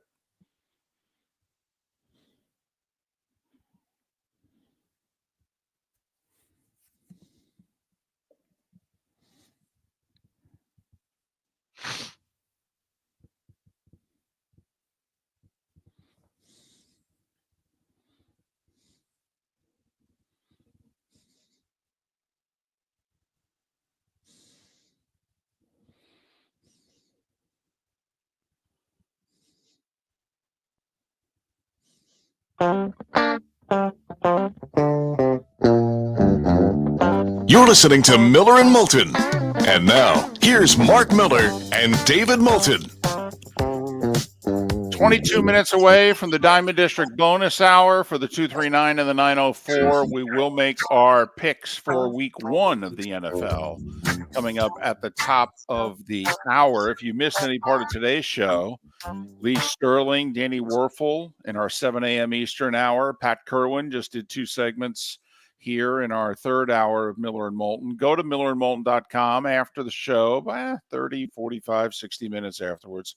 Mark's the one doing all the editing and work, and he gets it posted pretty quickly before he has to go along with the rest of his day. So millerandmoulton.com and check out what you missed. Another training session today, David. Another training session after the show. So I get the podcast done and then another training session on the computer. Now, do you have to go somewhere for this? Oh, no. Just right here. Oh, you mean training on our stuff? Oh, yeah. Oh, okay. Boy, you're really, man. And I wish I had known. I would have ordered food and sent it there, had it delivered. I mean, you don't even get any snacks. It's fine. I just get more knowledge, David, and that's all we can ask for. Oh, boy, here we go. Laying it on thick. Woo-wee. All right, here we go. Pick sure to be held over our heads and go wrong. Miller and Moulton. And how the 2024 NFL season is going to play out. How many new playoff teams do you have? I only have 4, David. Supposed to have 6, have 5 or 6, but I only have 4. I have 5 for what it's worth. All right, give it a shot. You feel, by the way, you felt horrible about your weekly picks in our Fab 5. How do you feel about your NFL season-long picks? I think this is exactly right. I actually think I don't have to watch the season because these picks are going to be so accurate. The one thing I didn't do, I only have one team winning 13 games. That's interesting because I don't have any teams winning 13 games. And I was on the losing, when I did, you had you had a winning record the first time through. I had to adjust and give a couple more losses out there. I had to give several more wins. I gave no more to any of the teams on the top, but I do have the San Francisco 49ers having the best record in the NFL this year at 13-4. Ooh, interesting. A little bit of schedule, a little bit of who they are. I understand your questions on their line. Their defense will get better as the year goes on, and their weapons have weapons. Yeah, they just need to stay healthy. They are an older team. Can McCaffrey stay healthy? He stayed remarkably healthy last year. Can Trent Williams stay healthy? The rest of the line's a question mark. They're down their second best linebacker. Their secondaries, but okay. I have them as the only team with a winning record in their division too, David. I have the Rams going 8-9, the Seahawks and Arizona both going 6-11, and San Francisco winning the division. They are the 1 seed. They are the overall best record in the league. Well, you and I differ greatly on the NFC West. I got off my Rams bandwagon in the last week to 10 days because their injury situation is brutal to start the year. Too many rookies at too many key spots. 2 offensive linemen are rookies. Their front 6, 7 on defense has got 3 newcomers. But I have the Seahawks going 10-7 and as a wild card team in the NFC West. Niners win the division with 11 wins, Mark. 11 wins, and they're the 3 seed in the NFC. I have Philadelphia winning their division and as the 3 seed in the East or in the NFC. But I have them as the only team in their division making the playoffs. I have the Cowboys at 9-8, missing the postseason. Washington at 8-9. I have your Giants at 4-13. Ooh, wow. That's a little worse even than I have them. And you know how fond of Daniel Jones I am. Mark, I not only back up your Cowboys missing the playoffs, I have Dallas with a losing record. I have the Cowboys bottoming out this year. It all goes wrong. Dak leaves. Okay, McCarthy gets fired. They go 8-9. They do finish second. Washington goes 7-10. The Giants finish last at 6-11. Eagles win 11 games. They are the 2 seed. The Detroit Lions are 12-5, and they are the 2 seed in the NFC. But both the Packers and the Bears are 10-7, and both qualify as wildcard teams. I have the Vikings at 5-12. Sam Darnold is their quarterback, by the way, and that's how I see that division. I have the Lions as the 1 seed. I have them at 12-5. I had them as the 1 seed last year, if you remember, and they were should have been the 2 seed, but that's a whole other question. I have Green Bay making the playoffs as a wild card at 10-7. I have the Bears at 9-8, but missing the playoffs. And I agree with you about the Vikings at 5-12. I think Sam and the boys will get off to a very rough start, and they're going to have 4 or 5 quarterbacks play for them this year, just like they did last year. I think there's a chance the GM gets fired after this season. I think they keep O'Connell. I think the GM, who had a disastrous 2022 draft, and he even admitted it publicly, if this season mark goes the way we think, I think he could get fired. I have Tampa Bay winning the South. Same record as Atlanta. I have them both at 10-7, both qualifying for the playoffs. But Atlanta splitting with New Orleans will be the difference in the divisional records. And Tampa Bay will end up with a better division record, and they will have the tiebreaker because Tampa and Atlanta will split. So the Bucs repeat as division champs. I have the Bucs making the playoffs for the 5th year in a row, but as a wild card, a 10-win wild card team. I have the Atlanta Falcons at 11-6. And they are your NFC South champions. New Orleans at 6-11, Carolina at 3-14. The Carolina Panthers will have the first pick in the 2025 NFL draft, and it'll be very interesting. Will they move off of Bryce Young, who they took first overall just 2 years earlier, and select a quarterback, or will they auction off the pick? And I have them at 3-14 as well. You and I both have Carolina on the clock. I have the Giants in New England with the second best records. All right, let's go to the AFC. I have Kansas. So review, okay, we have Philly, Detroit, San Francisco division winners. You go with Tampa. I go with Atlanta. My wild cards are the Packers, the Bucs, and the Seahawks. Yours are the Packers, the Bears, and the Falcons. Okay, so I have 2 new playoff teams in Seattle and Atlanta in the NFC. And I have 2 new playoff teams in Chicago and Atlanta in the NFC. All right, to the AFC West, I had Kansas City winning before last night. I still have them winning, the only team over 500. I have Vegas at 8-9, the Chargers at 7-10, and Denver at 6-11. I have the Chiefs winning the division with 11 wins. They're the 3 seed once again in the AFC playoffs. I have Vegas with a winning record. Missed the playoffs at 9-8, but a winning record. Denver at 7-10, and I have the Chargers last at 6-11. I do not like the roster. Sorry, Jim. And I have the Chiefs as a 2 seed at 11-6. In the South, I have Houston winning the division at 10-7. They're the only team with a record over 500. Jacksonville is 8-9. Both Indianapolis and Tennessee are 7-10 on the year. Houston will be the 4 seed. I have the Texans as the 2 seed. They win the South at 11-6.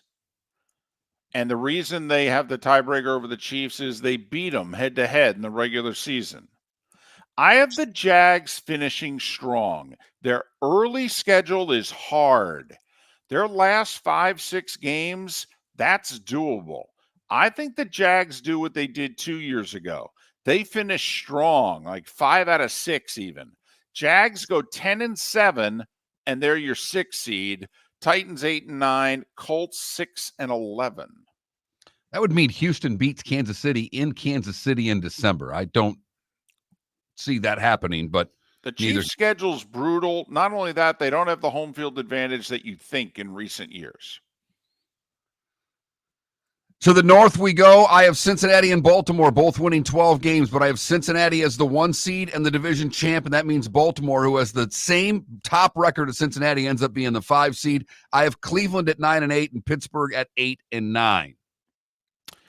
I have the Ravens winning the division. I have the Ravens as the 1 seed at 12-5. Cincinnati as your number 1 wild card team at 11-6. I have Cleveland with a winning record at 9-8 as well, but missing the playoffs. And the Steelers go 7-10. The Tomlin streak ends, and not only that, they finish in last place in their division for the first time since 1989. And then in the East, I've been saying it for weeks on the show. I'm picking the Jets. They're the 3 seed at 11-6. Both Miami and Buffalo are 10-7 and make the playoffs. Miami will be the 6 seed, which means they will play the Jets the last game of the season and the first game of the postseason up in Jersey. And I have New England at 4-13, tied for the second worst record in the league with the New York Giants. We both have the Patriots 4-13. I have them number 2 on the clock. It's the second worst team. I have the Dolphins winning the division at 10-7. Same record as the Jets. The Jets beat the Dolphins final game of the regular season to get in the playoffs as the 7 seed. The loss for Miami drops them to the 4 seed, where they'll face Cincinnati in the first round in my playoffs. And so I have the Dolphins, A, winning the East for the first time in 16 years, but B, still not winning a playoff game. So 10-7 for the Dolphins and Jets. Bills, 9-8, miss the playoffs for the first time this decade. In the wild card round in the AFC, I have Kansas City beating Buffalo, the Jets over Miami, and Baltimore over Houston. I have Detroit over Chicago, Philly over Green Bay, and Atlanta over Tampa in the wild card rounds. I have Cincinnati beating Baltimore, Kansas City beating the Jets, and Kansas City on the road will defeat the Bengals to get back to the Super Bowl. San Francisco beats Atlanta, Detroit beats Philly, and Detroit on the road beats San Francisco. That's right. I've never in my life been able to say this with any form of realistic response from a listenership anywhere. The Detroit Lions will make the Super Bowl. They will lose the Super Bowl, but they will go, and the Kansas City Chiefs will three-peat. Wow. I have the 2 top seeds going to the Super Bowl. And my top seeds are Detroit and Baltimore. I have the 2 teams that lost their conference championship games last year. Both brought the guts of their teams back. I know the Ravens have a new defensive coordinator. But I have Detroit and Baltimore. And Mark, I don't know if you know this, but the Ravens won the Super Bowl in the 2000 season. The Ravens won the Super Bowl 12 years later in 2012. Mark, if you add 12 years to 2012, what season do you get? You get to the 2024 season. So the Lions and Ravens will meet in the Super Bowl, and Baltimore in a close one, probably because of their Hall of Fame kicker Tucker in the Dome, wins it. Lamar gets the monkey off his back. And Lions fans everywhere are cringing because Miller and Moulton both have you going to the Super Bowl. Hey, you go to the conference title game the year before, you bring the guts of the team back, you even try to add to it. Deal with it. Live with the pressure. Yes, you're the team that has a bullseye on it. In the North, and quite frankly, in the NFC, you're what? The number 2 betting choice? Yeah. Deal with it. Deal with it, boys. You want to be also Rans? Okay. You want to fall back in the pack? Knock yourself out. You want to do a Jaguars thing where you had the one great year, came within 6 minutes of the Super Bowl, and then fell off the map? That's on you. By the way, for the record, I have the Chiefs getting beat in the division round by Cincinnati. And that would be a matchup that would make sense for them to lose because Cincinnati's one of the teams that's done pretty well against the Chiefs head-to-head. Not many teams can say that. So there you have it. I have Detroit beating Frisco in an NFC Championship game rematch. I think the game will take place in Detroit. And I have Baltimore beating Cincinnati, the Bengals playoff road is just too tough. Of Miami, Cincinnati, and Baltimore, they'll get 2 of the 3, but not the final one. So there you have it. Predictions sure to go wrong. Yep. Our season predictions on the National Football League. Miller and Moulton both have Detroit losing the Super Bowl. I have them losing to the Chiefs. David has them losing to Baltimore. So the AFC with another Super Bowl. I have the Chiefs with the three-peat. Can't bet against Mahomes. Sorry. My 3 wildcard teams in the AFC are all new playoff teams. The Jets, the Bengals, and the Jags. New from a year ago. So I have 5 new playoff teams and Mark has 4. There you have it. Those are our picks. Sure to go wrong. Here on Miller and Moulton. We'll make our picks for week 1 of the NFL in the Diamond District bonus hour next. Mark Miller for Molly Maid. Why Molly Maid, you ask? Trust. Moulton was a customer for 15 years. Affordability. Didn't I just say Moulton was a customer for 15 years? Worry-free services. Our professional house cleaners are fully insured and a 24-hour warranty. Call Molly Maids today at 239-774-5839. That's 239-774-5839 or online at mollymaid.com/FTMYERS. That's mollymaid.com/FTMYERS. Wine glasses never fall over until you get a brand new rug. Oh, no. Ketchup bottles act normal till you're wearing a new shirt. Oh, you kidding me? And rocks slide peacefully on the road till the day you get a brand new windshield. Then they fly up off the road and attack without mercy. That's why new windshields from Glass Doctor come with our windshield protection plan. Unlimited repairs and 1 replacement for 12 months. Don't just fix it, protect it. Glass Doctor. A neighborly company. The Cape Coral Police Department is growing. They are currently looking for police officers and are offering a $10,000 signing bonus to newly hired officers. If you desire a career in law enforcement, or if you are already in law enforcement and thinking about making a move to a better agency, think Cape Coral Police Department. If you're looking for a police department that is committed to excellence, that invests in the highest level of training, state-of-the-art equipment, and some of the highest compensation in all of Southwest Florida, then the Cape Coral Police Department is for you.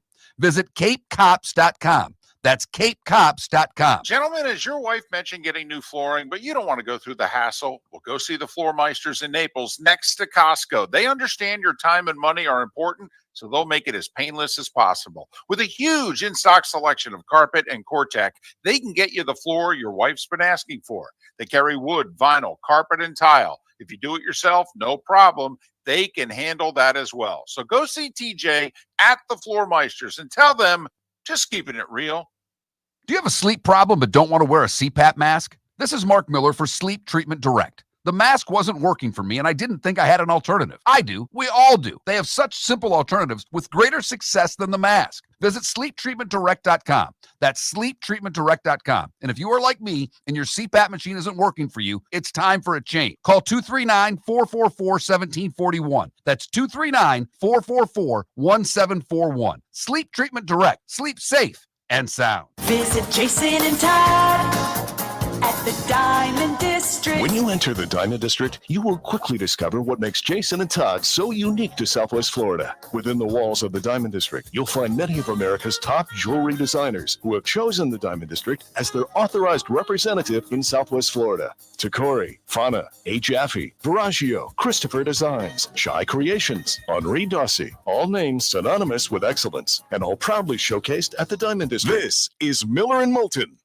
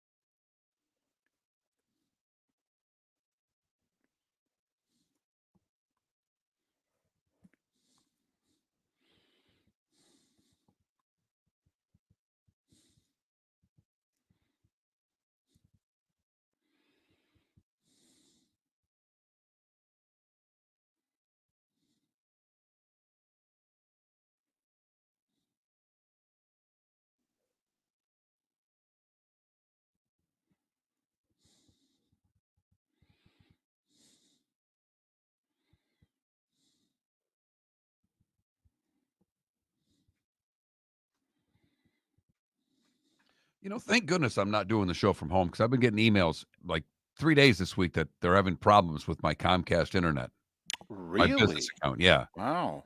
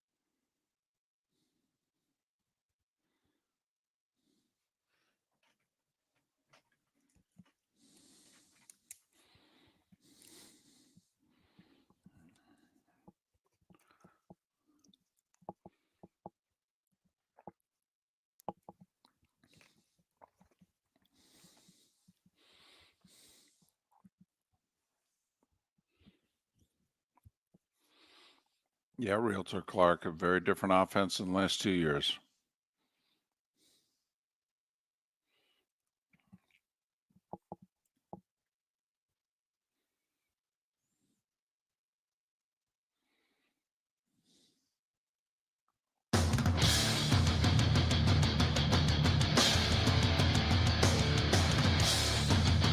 You're listening to Miller and Moulton, coming at you from the Floormeister Studios. Floormeisters, keeping it real.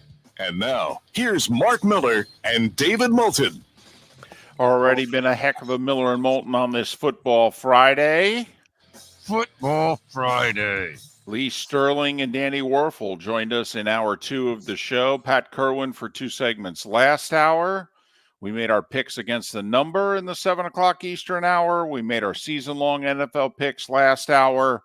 We still have week 1 of the NFL schedule, just picking winners coming up, and we'll do so right now. I do want to share this Twitch chat room comment, however, Mark, and a reminder, 21,000 is the text line. You need, however, to change your keyword to Miller. If you haven't texted us in the last 4 to 6 weeks, your 21,000 texts are going somewhere in Michigan. Our old producer Trent is getting them. Okay. So, Unfortunately, he likes us, so he lets us know that they're coming up there. right. So keyword Miller to 21,000. You do it one time, and then your text will go to us. But this comment from a guy who goes by the moniker of Bad Golfer. So he's honest, which is nice. As a lifelong Lions fan, all the high predictions are giving me knots in my stomach. My heart has been broken so many times. I feel like Charlie Brown trying to kick the football. When has your heart been? The question I would ask back to you is, last year your heart was broken. I get it. Had a lead in the NFC Championship game. It looked like you were going to the Super Bowl. When, other than that, has your heart been broken? They've sucked badly for my entire life. I'm 55 years old.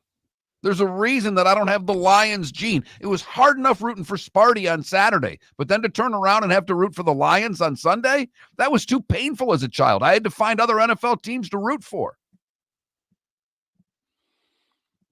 Okay. Well, just sometimes sucking can break your heart too. I mean, an 0-16 season. And he's got to walk around with a Lions hat. Or I saw a guy in the parking lot the other day. He had a Gator shirt on. I said to him, hey, good for you. Good for you to wear your Gator shirt proudly after Saturday. He said, well, I don't know about proudly, but okay. He was still in a bad mood. Didn't like, my pat on the back that I was trying to give him. It impressed me. Like, look at him walking into the grocery store with his Gator shirt on. Good for him. So that's all. Wanted to share that comment. Our poll question is, who will win the AFC East? And right now, an overwhelming majority of you are voting for the Dolphins. 59% say the Miami Dolphins will win the AFC East. I don't know what's happened to the Bills Mafia, and the Jets fan, they're not there either. 17% for the Jets, 23% for the Bills, and one person's voted for the Patriots. And we ask that person have to identify themselves. It's not right for you to vote that way anonymously. We should be able to track you down. It's kind of like that Florida State fan who said he was going to, eat. Yeah. And then as soon as they lost to Boston College, he not only reneged on what he said, he, went dark. Come on, man. That's awful. I mean, you can't be putting that type of post up and not following through. Right. Now, should you put that type of post up? No. But actions have consequences, sir. Hey, I don't know if you checked this out, but I have 4 games week 1. Remember, we've been talking for a couple of weeks about how great, how sexy week 1 is, and it is. But I have 4 games in which 2 playoff teams are facing one another in my world. We had one last night. I think we have one tonight. I think we have one in South Florida with the Jags and the Dolphins. And I think we have one Monday night with the Jets and the Niners. Any other games that you don't think the Jags are making the playoffs? I only have 2. I only have tonight's game where I have both teams making it, and Monday night's game where both teams are making it. So then technically 3 because you had, last night. Last night. Right. Right. Okay. So, going to throw this out there because we've talked at length about how teams week 1 and who wins and their percentage of making the playoffs versus who loses, but also home and away week 1. Last year, road teams went 10-6 straight up. 10-6 straight up week 1. A little different schedule this year. I only think there's only 2 road teams that are favored week 1, David. And Minnesota's one of them at 1.5. And the Texans are the other. All right, we got to get through this rapid fire because I want to get to some college games in the next segment. So we're going to run through these games pretty quickly. Just give me winners. Green Bay at Philadelphia. I've got Philadelphia. I do too, but I'm not confident about it. But I think the Packers are a little overrated this year. I'll go with the Eagles. I picked Atlanta and laid the number, so I like the Falcons. Who do you like with Pittsburgh and the Falcons? Yeah, I've got Atlanta. Minnesota at the Giants. Did the Giants get a win week 1? No. And it's only because they can't cover Jefferson. Their secondary is the weakest part of the team. They can't cover them. Darnold doesn't have to be accurate even. Just get it in the area code of Jefferson. I think he has a monster day. Yeah, I'll take the Giants because that's how little I think of the Vikings. Jacksonville at Miami, I like the Dolphins. Yeah, we both like the Dolphins. Trevor Lawrence is not a good road quarterback, and Tua and the Dolphins are phenomenal at home, even better than that early in the season, and even better than that when they play at 1 o'clock. New England at Cincinnati, I think we're both taking Cincy. That goes without saying. Arizona at Buffalo, my guess is we're both taking the Bills. My upset special. Arizona beats Buffalo. A healthy Kyler Murray. We have all forgotten what he looks like. A lot of changes with the Bills. High scoring. I'm going to take a flyer here. This is my flyer, my week 1 flyer. Arizona. There's always one, David, so I can't knock you for it. There's always that one weird week 1 game that we look back on. This is the one that you picked. I picked Cincinnati in my survivor pool. Thought about taking Buffalo. Now I'm actually happy that I didn't because if you're right, I would have felt foolish. Houston at Indianapolis, I've got the Texans. Yeah, we went over it earlier. Week 1, the Colts are 1-14-1 in the last 16 opening days. 0-6 against the number in the AFC South. We both like Houston. Tennessee at Chicago. I like Chicago getting the victory week 1. You are higher on Tennessee than I am. I have a funny feeling you're picking the Titans. I am picking the Titans. In a close one, rein it in a little bit on the Bears. I still think they finish with a winning record, but rein it in just a bit. Carolina at New Orleans. I like the Saints in this game, although I don't like them to be a great team this year. I just think Carolina is going to be on the clock. Yeah, we both have Carolina on the clock, and I think I had New Orleans with 6 wins. Yeah. I have the Raiders winning at the Chargers. I think you do the same, right? Oh, wow. I didn't realize you were going to pick the Raiders. Yeah. Wow. You're really off the Chargers wagon this year. I'm kind of where Pat is.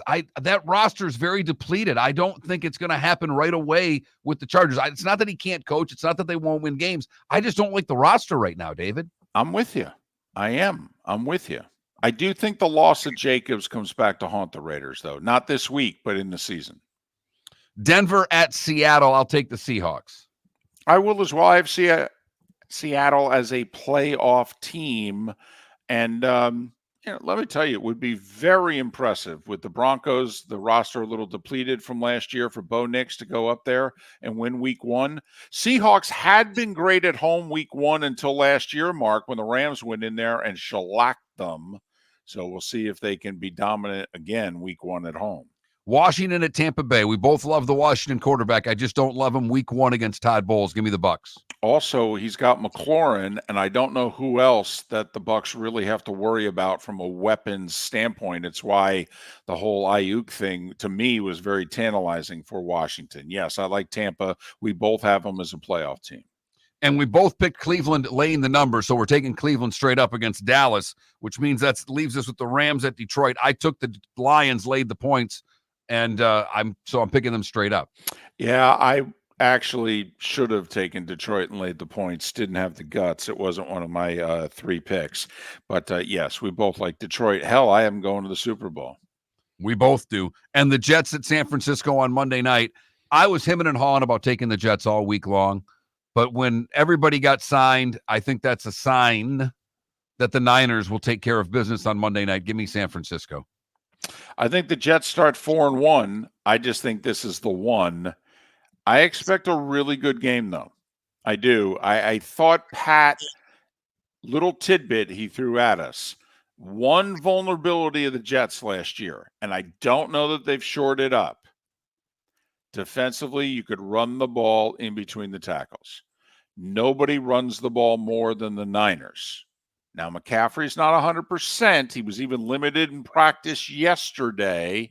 They say they're just being cautious, but I think San Francisco close. I would actually, Mark, be tempted to take the points, but I'm staying away from the game, but I like the Niners close. So it looks like I've got a lot of favorites. We only differ on a couple of games. You've got Arizona in a big upset over Buffalo, and you've got Tennessee beating Chicago. Those are the only 2 games. Oh, no, and I have the Giants. You have Minnesota. So we differentiate on 3 games on the week 1 NFL slate.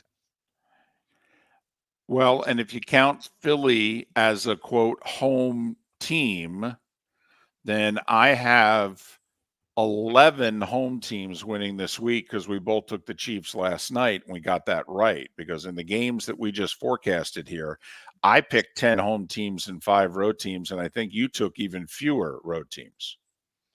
Yeah, I mean, do you have Houston and Vegas and that's it? Yeah, Houston and Vegas. So you have week 1 of the NFL, home teams going 14-2. Right. Well, if you have a great week, then, this will be one for the books. Because remember, road teams straight up last year went 10-6 week 1. And for the record, I have home teams going 11-5, and Mark has them going 14-2. Hello. When I fill out my pool each week, the way the guy does it is he sends you a spreadsheet and you just put numbers down. It's 1 versus 2. The even numbers are all the home teams. I noticed when I was doing it last night, there was a lot of even numbers on that sheet. When my mother worked in the school, they had an illegal pool, and there was this one teacher who would go as Mr. Left and Mr. Right every year.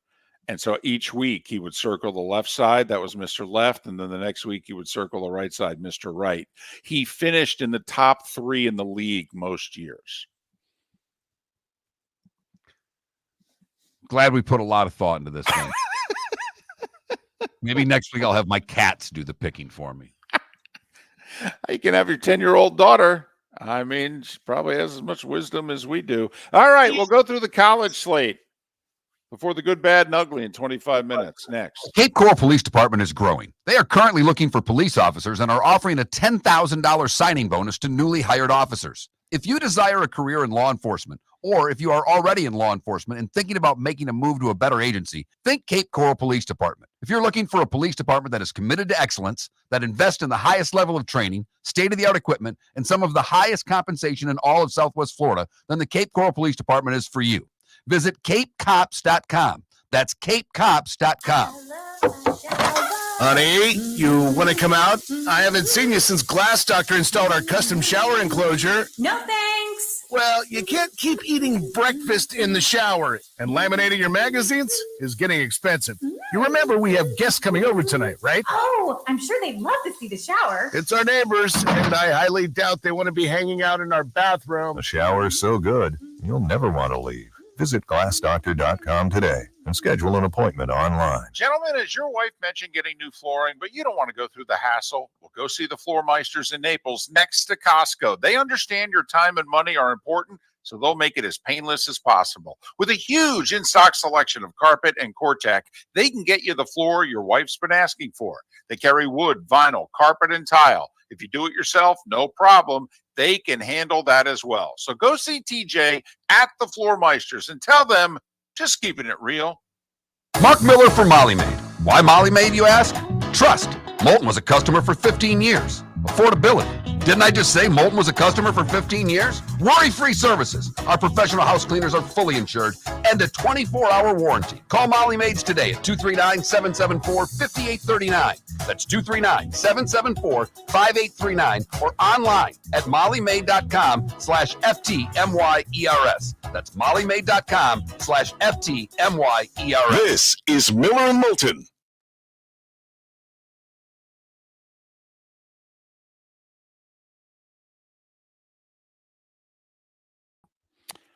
Hey, gut feeling, by the way, Texas and Michigan against the number. We got to send our picks into the Jacksonville guys.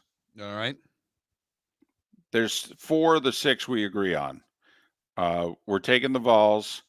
We're taking the Dolphins, the Browns, and the Lions. The other 2 are Texas against Michigan, Colorado, and Nebraska. Boy.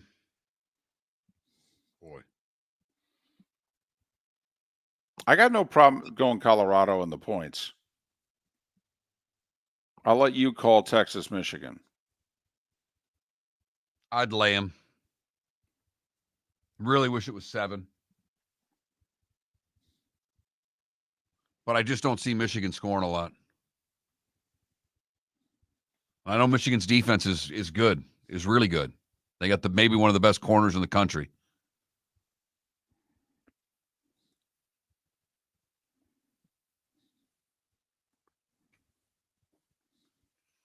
I blame it on Dr. Pepper if we lose. Mm-hmm.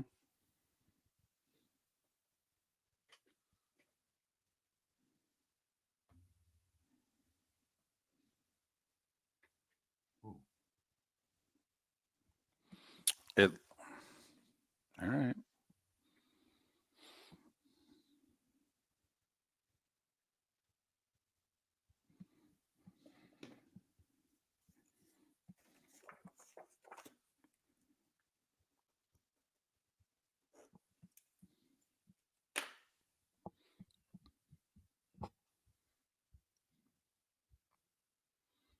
Yeah, the AFC North schedules Thanksgiving on is brutal. Dolphins schedule Thanksgiving on, brutal.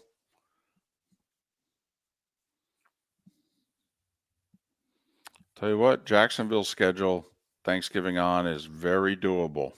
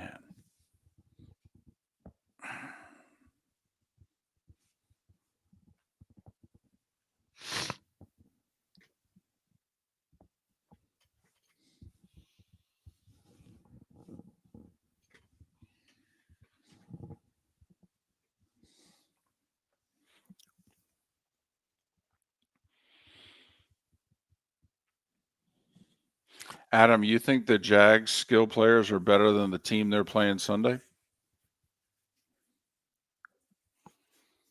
You think they're better than the Eagles?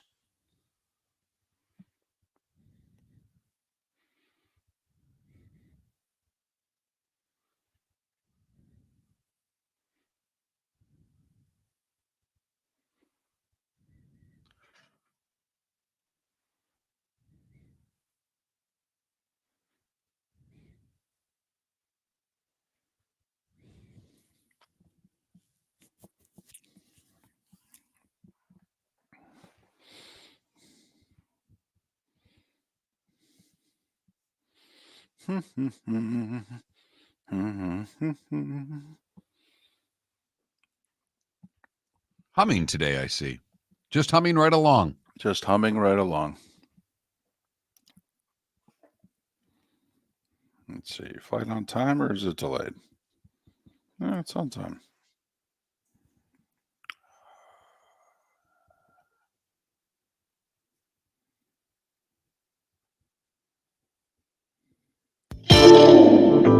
Welcome to the bonus hour, brought to you by Jason and Todd at the Diamond District. And now, here's Mark Miller and David Moulton. Good, bad, and ugly. What's on tap? Today was the day when. Some final thoughts. And our WNBA Take It to the Bank pick of the day coming up. Miller and Moulton, millerandmoulton.com, Miller_Moulton on X.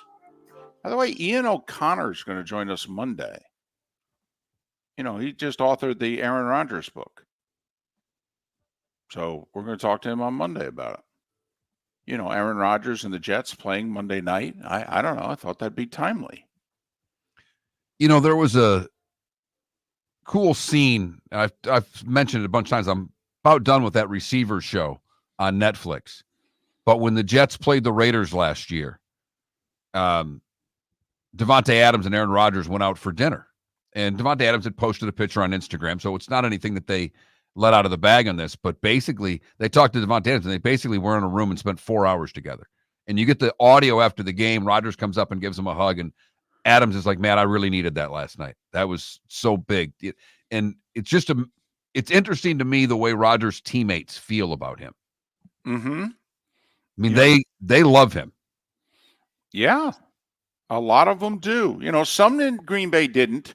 You know, probably first half of his tenure in Green Bay, you know, he has some guys who still are like, But yeah, the last handful of years, you know, he went out of his way with Jordan Love and said, yeah, I was going to make sure I didn't treat him the way Brett treated me. You know, and he's been quite the leader for the Jets, even though he's only taken 4 snaps. All right, David, let's get to the Saturday slate. Let's Okay. start with the big noon kickoff, the game on the schedule. Right. Texas and Michigan. I'm trying not to draw too many conclusions from week 1 because, you know, they say, Mark, although Florida State didn't prove it to be true, you know, you never improve more as a team than you do from week 1 to week 2. Well, Michigan really needs to improve offensively if they're going to hang in there and never mind beat Texas. So I think I got to take Texas until this Michigan offense proves me wrong. Yeah, Fresno moved the ball, throwing it on Michigan. I mean, you know, they had a couple 100 yards throwing the ball. It was a pick 6 that ended up costing them any opportunity to win that game. And I know Michigan may have one of the best, if not the best, corners in the country. That's just one side of the ball. Texas has multiple weapons. And if Texas blows this game, I put it on Dr. Pepper. What? Well, Caleb Williams did the Dr. Pepper commercials last year, right? Right. The year did not go as expected for Caleb Williams. You're blaming the soft drink? Do you we blamed SI for decades. I was just going to say, is this a Sports Illustrated jinx? The Madden curse. I mean, some of these things are real. And Quinn Ewers is now the Dr. Pepper guy, and the ads are. I'm not a Dr. Pepper drinker. My wife is. I love the ads. I think they're hysterical. I think they do a good job with them. and they've been able to move the ads forward. But if Texas loses, I'm blaming Dr. Pepper. Well, hey, we've, we're calling the Big Ten the Big Rig. I mean, we could start a jinx too. Love that.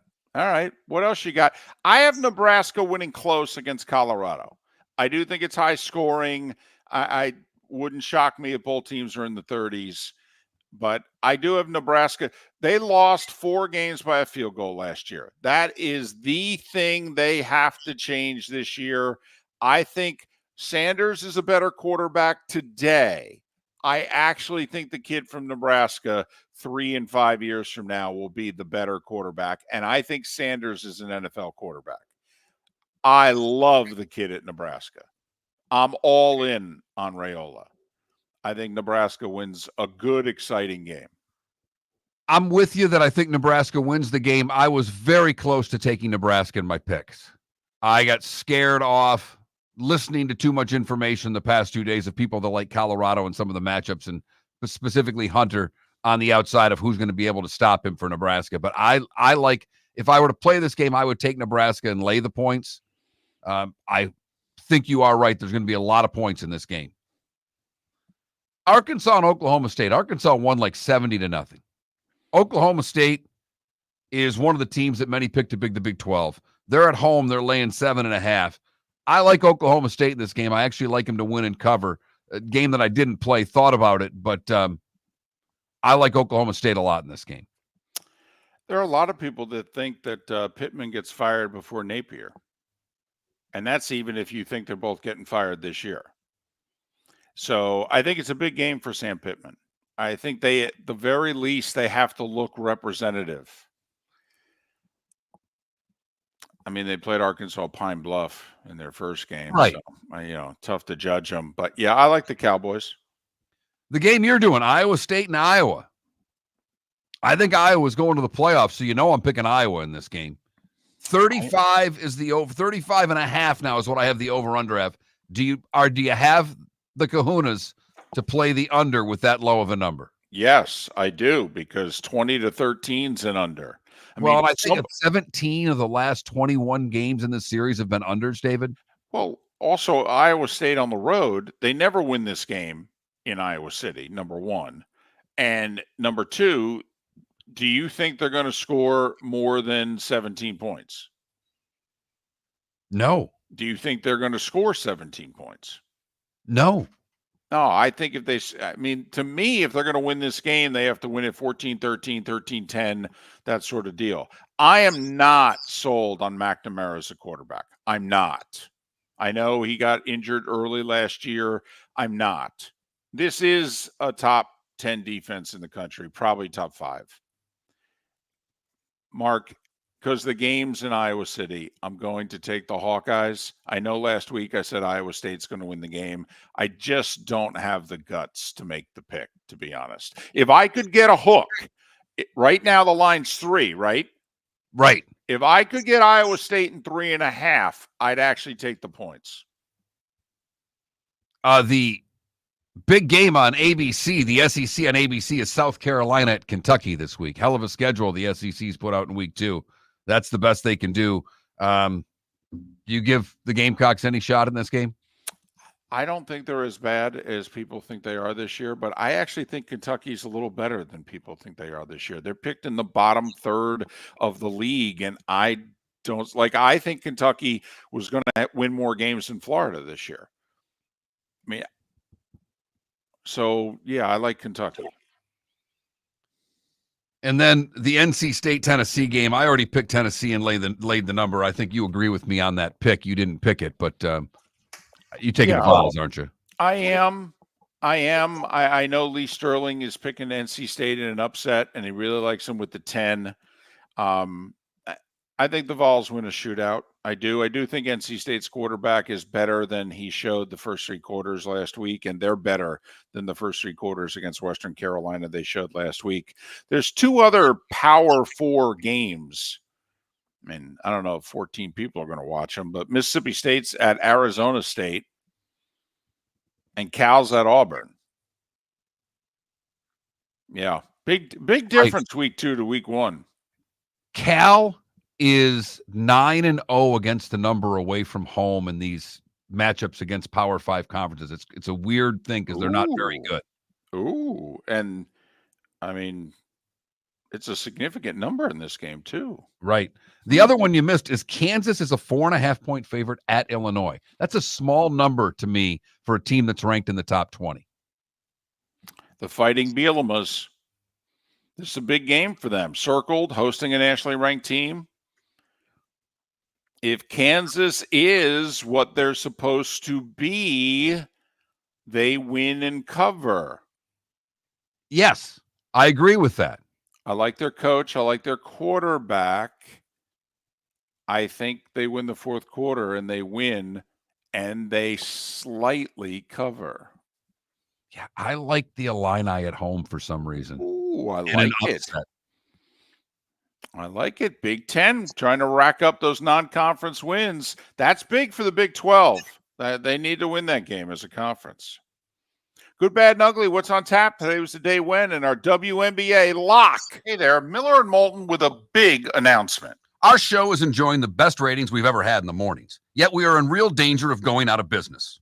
You see, the financial backing to our show has disappeared on short notice. So in order to survive, we need advertising support.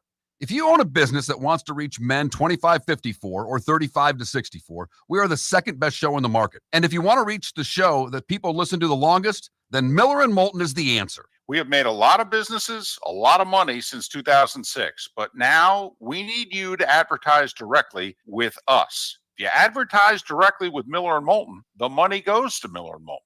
So please, if you are a business looking to reach men, contact us directly. Text sponsor to 21,000. That's sponsor to 21,000. This is not a joke. Through no fault of our own, the show is in need of sponsors. Miller and Moulton. Text sponsor to 21,000 or go to that Mark Miller or the David Moulton on X.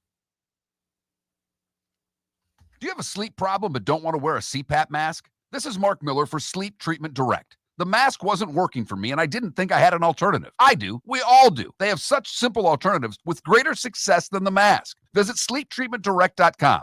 That's sleeptreatmentdirect.com. And if you are like me and your CPAP machine isn't working for you, it's time for a change. Call 239-444-1741. That's 239-444-1741. Sleep Treatment Direct. Sleep safe and sound. Visit Jason and Todd at the Diamond District. When you enter the Diamond District, you will quickly discover what makes Jason and Todd so unique to Southwest Florida. Within the walls of the Diamond District, you'll find many of America's top jewelry designers who have chosen the Diamond District as their authorized representative in Southwest Florida. Takori, Fana, A. Jaffe, Veragio, Christopher Designs, Shy Creations, Henri Dossi, all names synonymous with excellence, and all proudly showcased at the Diamond District. This is Miller and Moulton.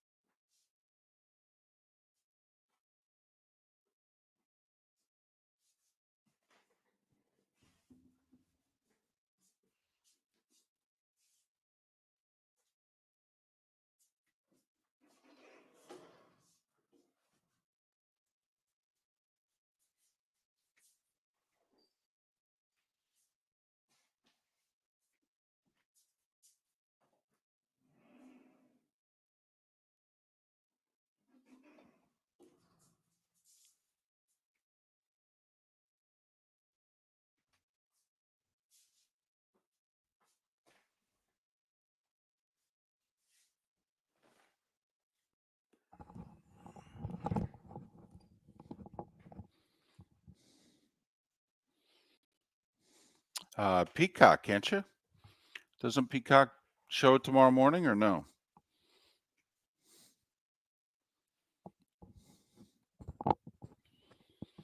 A lot of times NFL Network, you may want to check like your TV guide right now for NFL Network. If Saturday morning they're rebroadcasting it. Everything on time for you? So far. Hey, good start. Yeah, last week was interesting. Nearly didn't get out of Chicago. Was sitting on the runway at O'Hare talking to CBS in New York going, can you get me a rental car? It's 5.5 hours to Columbus. And I may have to spend the night in Indianapolis. You guys okay with that? Here we go.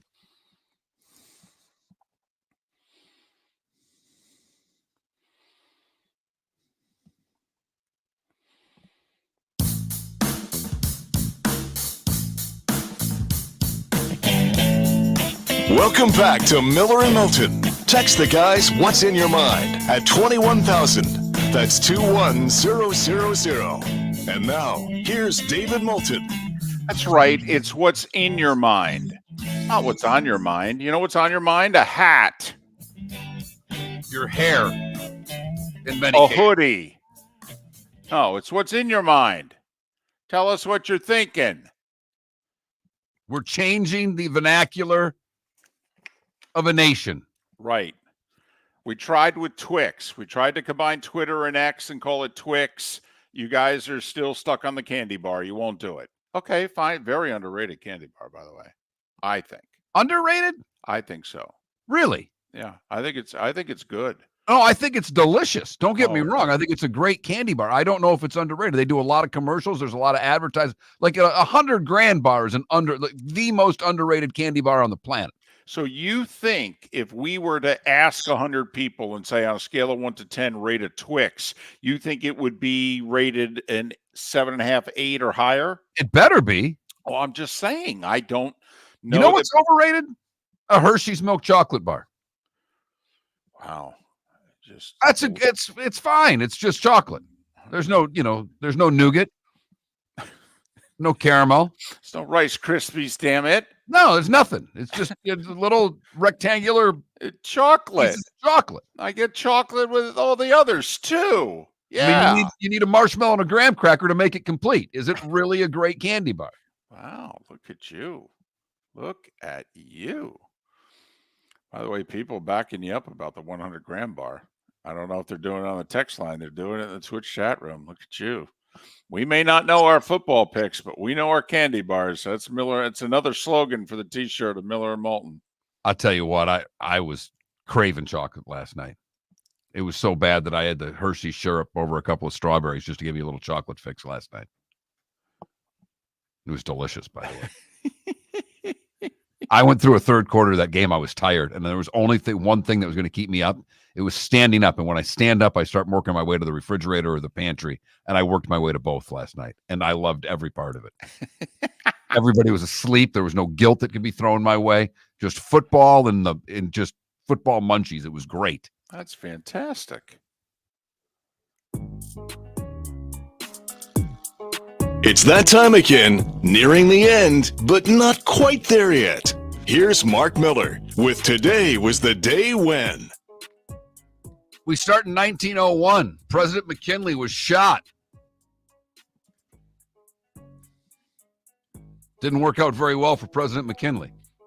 Well, no, we had a stretch there in our nation's history. Every 20 years, we were taking out presidents. The first true supermarket opened today in 1916 in Memphis, Tennessee. The Piggly Wiggly, #1. Today in 75, Chris Evert wins the first of her 6 U.S. singles titles. And on that same day, Martina Navratilova asked for political asylum in New York City during the U.S. Open. And that was a big deal nearly 50 years ago when you crossed and you wanted to go from the Eastern Bloc to the Western Bloc. But at the same time, we didn't really accept her as an American ever, it seemed like. No, it took 6 years. She lost I think it was a final to Tracy Austin. And she lost the second and third sets, both in tiebreakers. And in the post-match interview on court with Tony Trabert, she broke down and cried. And the New York crowd got behind her. And I thought that was really a turning point. Like, we finally recognized she's not just this a robot from Czechoslovakia. She's a person. We need to start treating her as one. I think you're on to something there.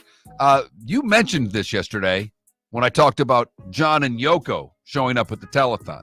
It was today in 76 that Sinatra on the Jerry Lewis telethon brings out a surprise guest. It was Dean Martin. It was the first time that Lewis and Martin had shared a stage in 20 years. 1991, St. Petersburg is back. Leningrad is out. The Russian city renamed St. Petersburg today in 1991. Cal Ripken Jr. breaks Lou Gehrig's record playing in 21:31 today in 95. Princess Di's funeral was today in 97. Watched by a lot of people. Yeah, did you see the estimates? 2.5 billion. Serena wins her third U.S. Open title today in 08. And it was today in 2020 that Djokovic was thrown out of the U.S. Open after hitting a ball in frustration that struck a line judge. He wasn't trying to hit her. He didn't even know it was obvious he didn't know she was there. It was obvious. He just had a mind blank moment. Could have taken a point away there. Didn't have to throw him out. I'm with you. I mean, he became the first person since McEnroe in the 1990 or 91 Australian Open who got defaulted in the quarters for his behavior. Marquise de Lafayette, Joe Kennedy, Dolores O'Riordan, all celebrating birthdays today. Dolores O'Riordan from the Cranberries, in case you didn't know. By the way, how about you going Lafayette there? Well, we went big with the French yesterday. Yep. He's one of the main reasons why. That's true. We're giving them their flowers. Okay, last 240 years, not so much, but they were there in the beginning. Yeah, I mean, we got a patriot, a crook, and a singer. Got the makings of a country song there. Roger Waters from Pink Floyd is 81 today. Jane Curtin is 77. Jeff Foxworthy, 66. Chris Christie and basketball player Kevin Willis, 62. Pippa's 41. Sorry, I just needed a moment there. I gave it to you, too. Thank you. And Mark Andrews is 29 years old. What did I miss, David? Well, unfortunately, yesterday was the day that the Israeli athletes were taken hostage in Munich, and 2 of them were killed right away. The 9 hostages lived for another 24 plus hours. Today was the day historically when Jim McKay looked at the camera and said, "They're gone. They're all gone." Shootout on the airplane tarmac. And yeah, awful. And unfortunately, not much has changed. Time to see life a little bit differently. Here's Mark Miller with the good, the bad, and the ugly. What you got, Mark? For the good, we go to Lehigh Acres, where Abigail Kelly is leading a group of volunteers trying to make bus stops around Lehigh a little safer for kids. Okay. She was a little bothered by how the bus stop near where her kid goes to school is in rough shape. So she got the weed whipper out, took care of that one. She said, "I'll stop anyone that has a lawnmower in the back of their truck. I will flag anyone down. We are Lehigh strong." That's what we are. So you go weed whipper? Weed whipper, weed whacker. Okay, I was just asking. Whip, whack, whatever you got to do to the weeds, David. You got to get rid of them. I was just curious which way you go. It's kind of like, is it soda or is it Coke? Pop. Pop, right. I grew up, it was pop. Yeah, I've changed. It's soda. I grew up, it was a whacker.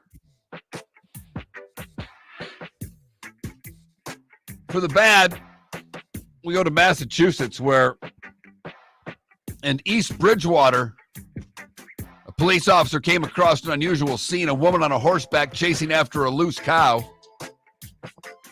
At 9 a.m. on Wednesday, the woman was the cow's owner. It took police 2.5 hours to wrestle the cow down. Officers used a lasso and some food to entice the cow named Boots and loaded it into a trailer. Finally, the ugly, we go to North Fort Myers, where a woman walking her dog was attacked by a gator. Whoa! The gator bit her leg. She was transported to the hospital to be treated for her injury. She's in stable condition, according to FWC. The gator was caught. It was a 7'3" gator that attacked the woman who was walking her dog. So she took the bite and saved the dog? That's the way it looks. Where were they walking? I mean, please tell me it's like at the edge of the property near water. I mean, otherwise, suck if you're walking down James the sidewalk. Road near Slater Road in North Fort Myers. And David, that gave me no indication of where the hell it is. I was going to say, and I've lived here for over 20 years. It would suck if you're walking down the sidewalk to get bit by a gator. That would be like, damn, I didn't see that coming. You know what? It's a dadgum good point, David. And that is the good, the bad, and the ugly, brought to you by the Cape Coral Police Department. Go to capecops.com. That's capecops.com. They are giving a $10,000 bonus for new officers. If you are looking to be a police officer or you're currently a police officer in another jurisdiction and want to make a change, go to capecops.com. 10 grand up front, that's worth changing. I mean, that's a signing bonus. That's free agency. Have you ever had a signing bonus? No. Mark, I don't consider that I've ever had a Christmas bonus. I'm sorry. The $25 gift card to the ham when the cheapest ham was $37 and movie tickets, $25 to the ham place and 2 movie tickets. Do you consider that a Christmas bonus? No. Well, no, then I will guarantee you this, no matter if there's anything left in our account on December 24th, we are giving each other a Christmas bonus. I don't know what it is, but we're giving ourselves a damn Christmas bonus this year. Well, then we have to stay on the air just long enough to get a Christmas bonus then. Oh, that'd be fantastic. All right. Everybody playing baseball. Not that any of you are watching or you care or what have you, but they're still playing. Come on, 3.5 weeks left. 20 or so games left. 20 to 22 games left for everybody. It is interesting. The Yankees are at Wrigley Field. No truth to the rumor. Aaron Judge is going to stand at home plate and call a shot. Boy, that'd be great if he did it, though. A la Ruth. Okay, it really would. First time up, if he just, he's digging in and what have you, and he just points. Okay, that'd be amazing. Everybody be going, what is he doing? Would there be some that would be going, I'll be damned, look at him. No? It would be. No, you're rolling. I'm just letting you go. All right. Otherwise, a few interesting series. Mets and Braves are tied with 22 to play. They're both at home. Braves got a 3-gamer with Toronto. Mets have a 3-gamer with our Reds. Let me tell you, it will really honk me off if those blankety blanks who are going to lose us the season-long bet beat my Mets and still don't go over. They at least need to lose 2 out of 3 this weekend. Twins and Royals, probably the biggest series of the weekend. Guardians, Dodgers. Is that a World Series preview? Phillies fans are going, no. Hell no. All right, here it is. Caitlin Clark in points. The Fever at home. Game 2 of a 6-game homestand. They're getting 2.5. Minnesota, the only team to beat them since the Olympics, are 6-1 post the Olympics. They lost at Minnesota. What do you say? We've already got our bet in. We're taking Caitlin Clark in the 2.5 and the Fever. Yes. To get the dub. Because we got the Fever. We've missed one WNBA bet since like July 4th. I know they took 3 weeks off. Just go with me. I'm on a roll. So there you go. NASCAR's in Atlanta Sunday. That's if there's anything else on television that's going to compete with it. They're still racing, huh? Yes, they are. Listen, I talked to a racing fan a couple days ago who said do you think we need to wrap up our season Labor Day weekend? I go, not the worst thought in the world. I mean, golf has done it. Yep. And they did it because of football. And they made no bones about it why they were doing it. We've got to get our season over before football starts. We can't have the conclusion of our season. They've tried to make a big deal out of the FedEx Cup. Whether you do or not, it's irrelevant. They do. They think it's a big deal, and they had that. We've got to get this sucker done before football starts. I mean, they'll have the President's Cup here in a few weeks, and no one will care. No, I'm with you. I think more people will watch the match on TNT in December, Rory and Scheffler against Bryson and Brooks, which is hysterical that the two of them have teamed up when Koepka was literally spitting at him 3-4 years ago. Yeah, he walked behind him with the spikes on the cement. Yep. Koepka was beside himself. Yep, shook his head, uttered a few expletives. You think South Florida covers against Bama? No. So you think Bama's going to beat them by more than 31? David, I think Milroe could win the Heisman this year. Yeah, you and I are on opposite sides of that. I know. Total opposite sides. Yep. Okay. Fair enough. Bama's got a real schedule, too. South Florida, a nice warm-up for 2 weeks from now when they play at Wisconsin. So, listen, heck of a show, heck of a week. You missed any of it, go to millerandmoulton.com. Download what you missed. We had Lee Sterling, Danny Weurffel, Pat Kirwan on the show today. Ian O'Connor will join us Monday when we wrap up week 2 of college and week 1 of the NFL. Hey, have a great rest of your football Friday. Have a terrific weekend. And thanks for spending time with us. Miller and Moulton, millerandmoulton.com. Wine glasses never fall over until you get a brand new rug. Oh, no! Ketchup bottles act normal till you're wearing a new shirt. Oh, you kidding me? And rocks slide peacefully on the road till the day you get a brand new windshield. Then they fly up off the road and attack without mercy. That's why new windshields from Glass Doctor come with our windshield protection plan. Unlimited repairs and 1 replacement for 12 months. Don't just fix it, protect it. Glass Doctor. A neighborly company. The Cape Coral Police Department is growing. They are currently looking for police officers and are offering a $10,000 signing bonus to newly hired officers. If you desire a career in law enforcement, or if you are already in law enforcement and thinking about making a move to a better agency, think Cape Coral Police Department. If you're looking for a police department that is committed to excellence, that invests in the highest level of training, state-of-the-art equipment, and some of the highest compensation in all of Southwest Florida, then the Cape Coral Police Department is for you.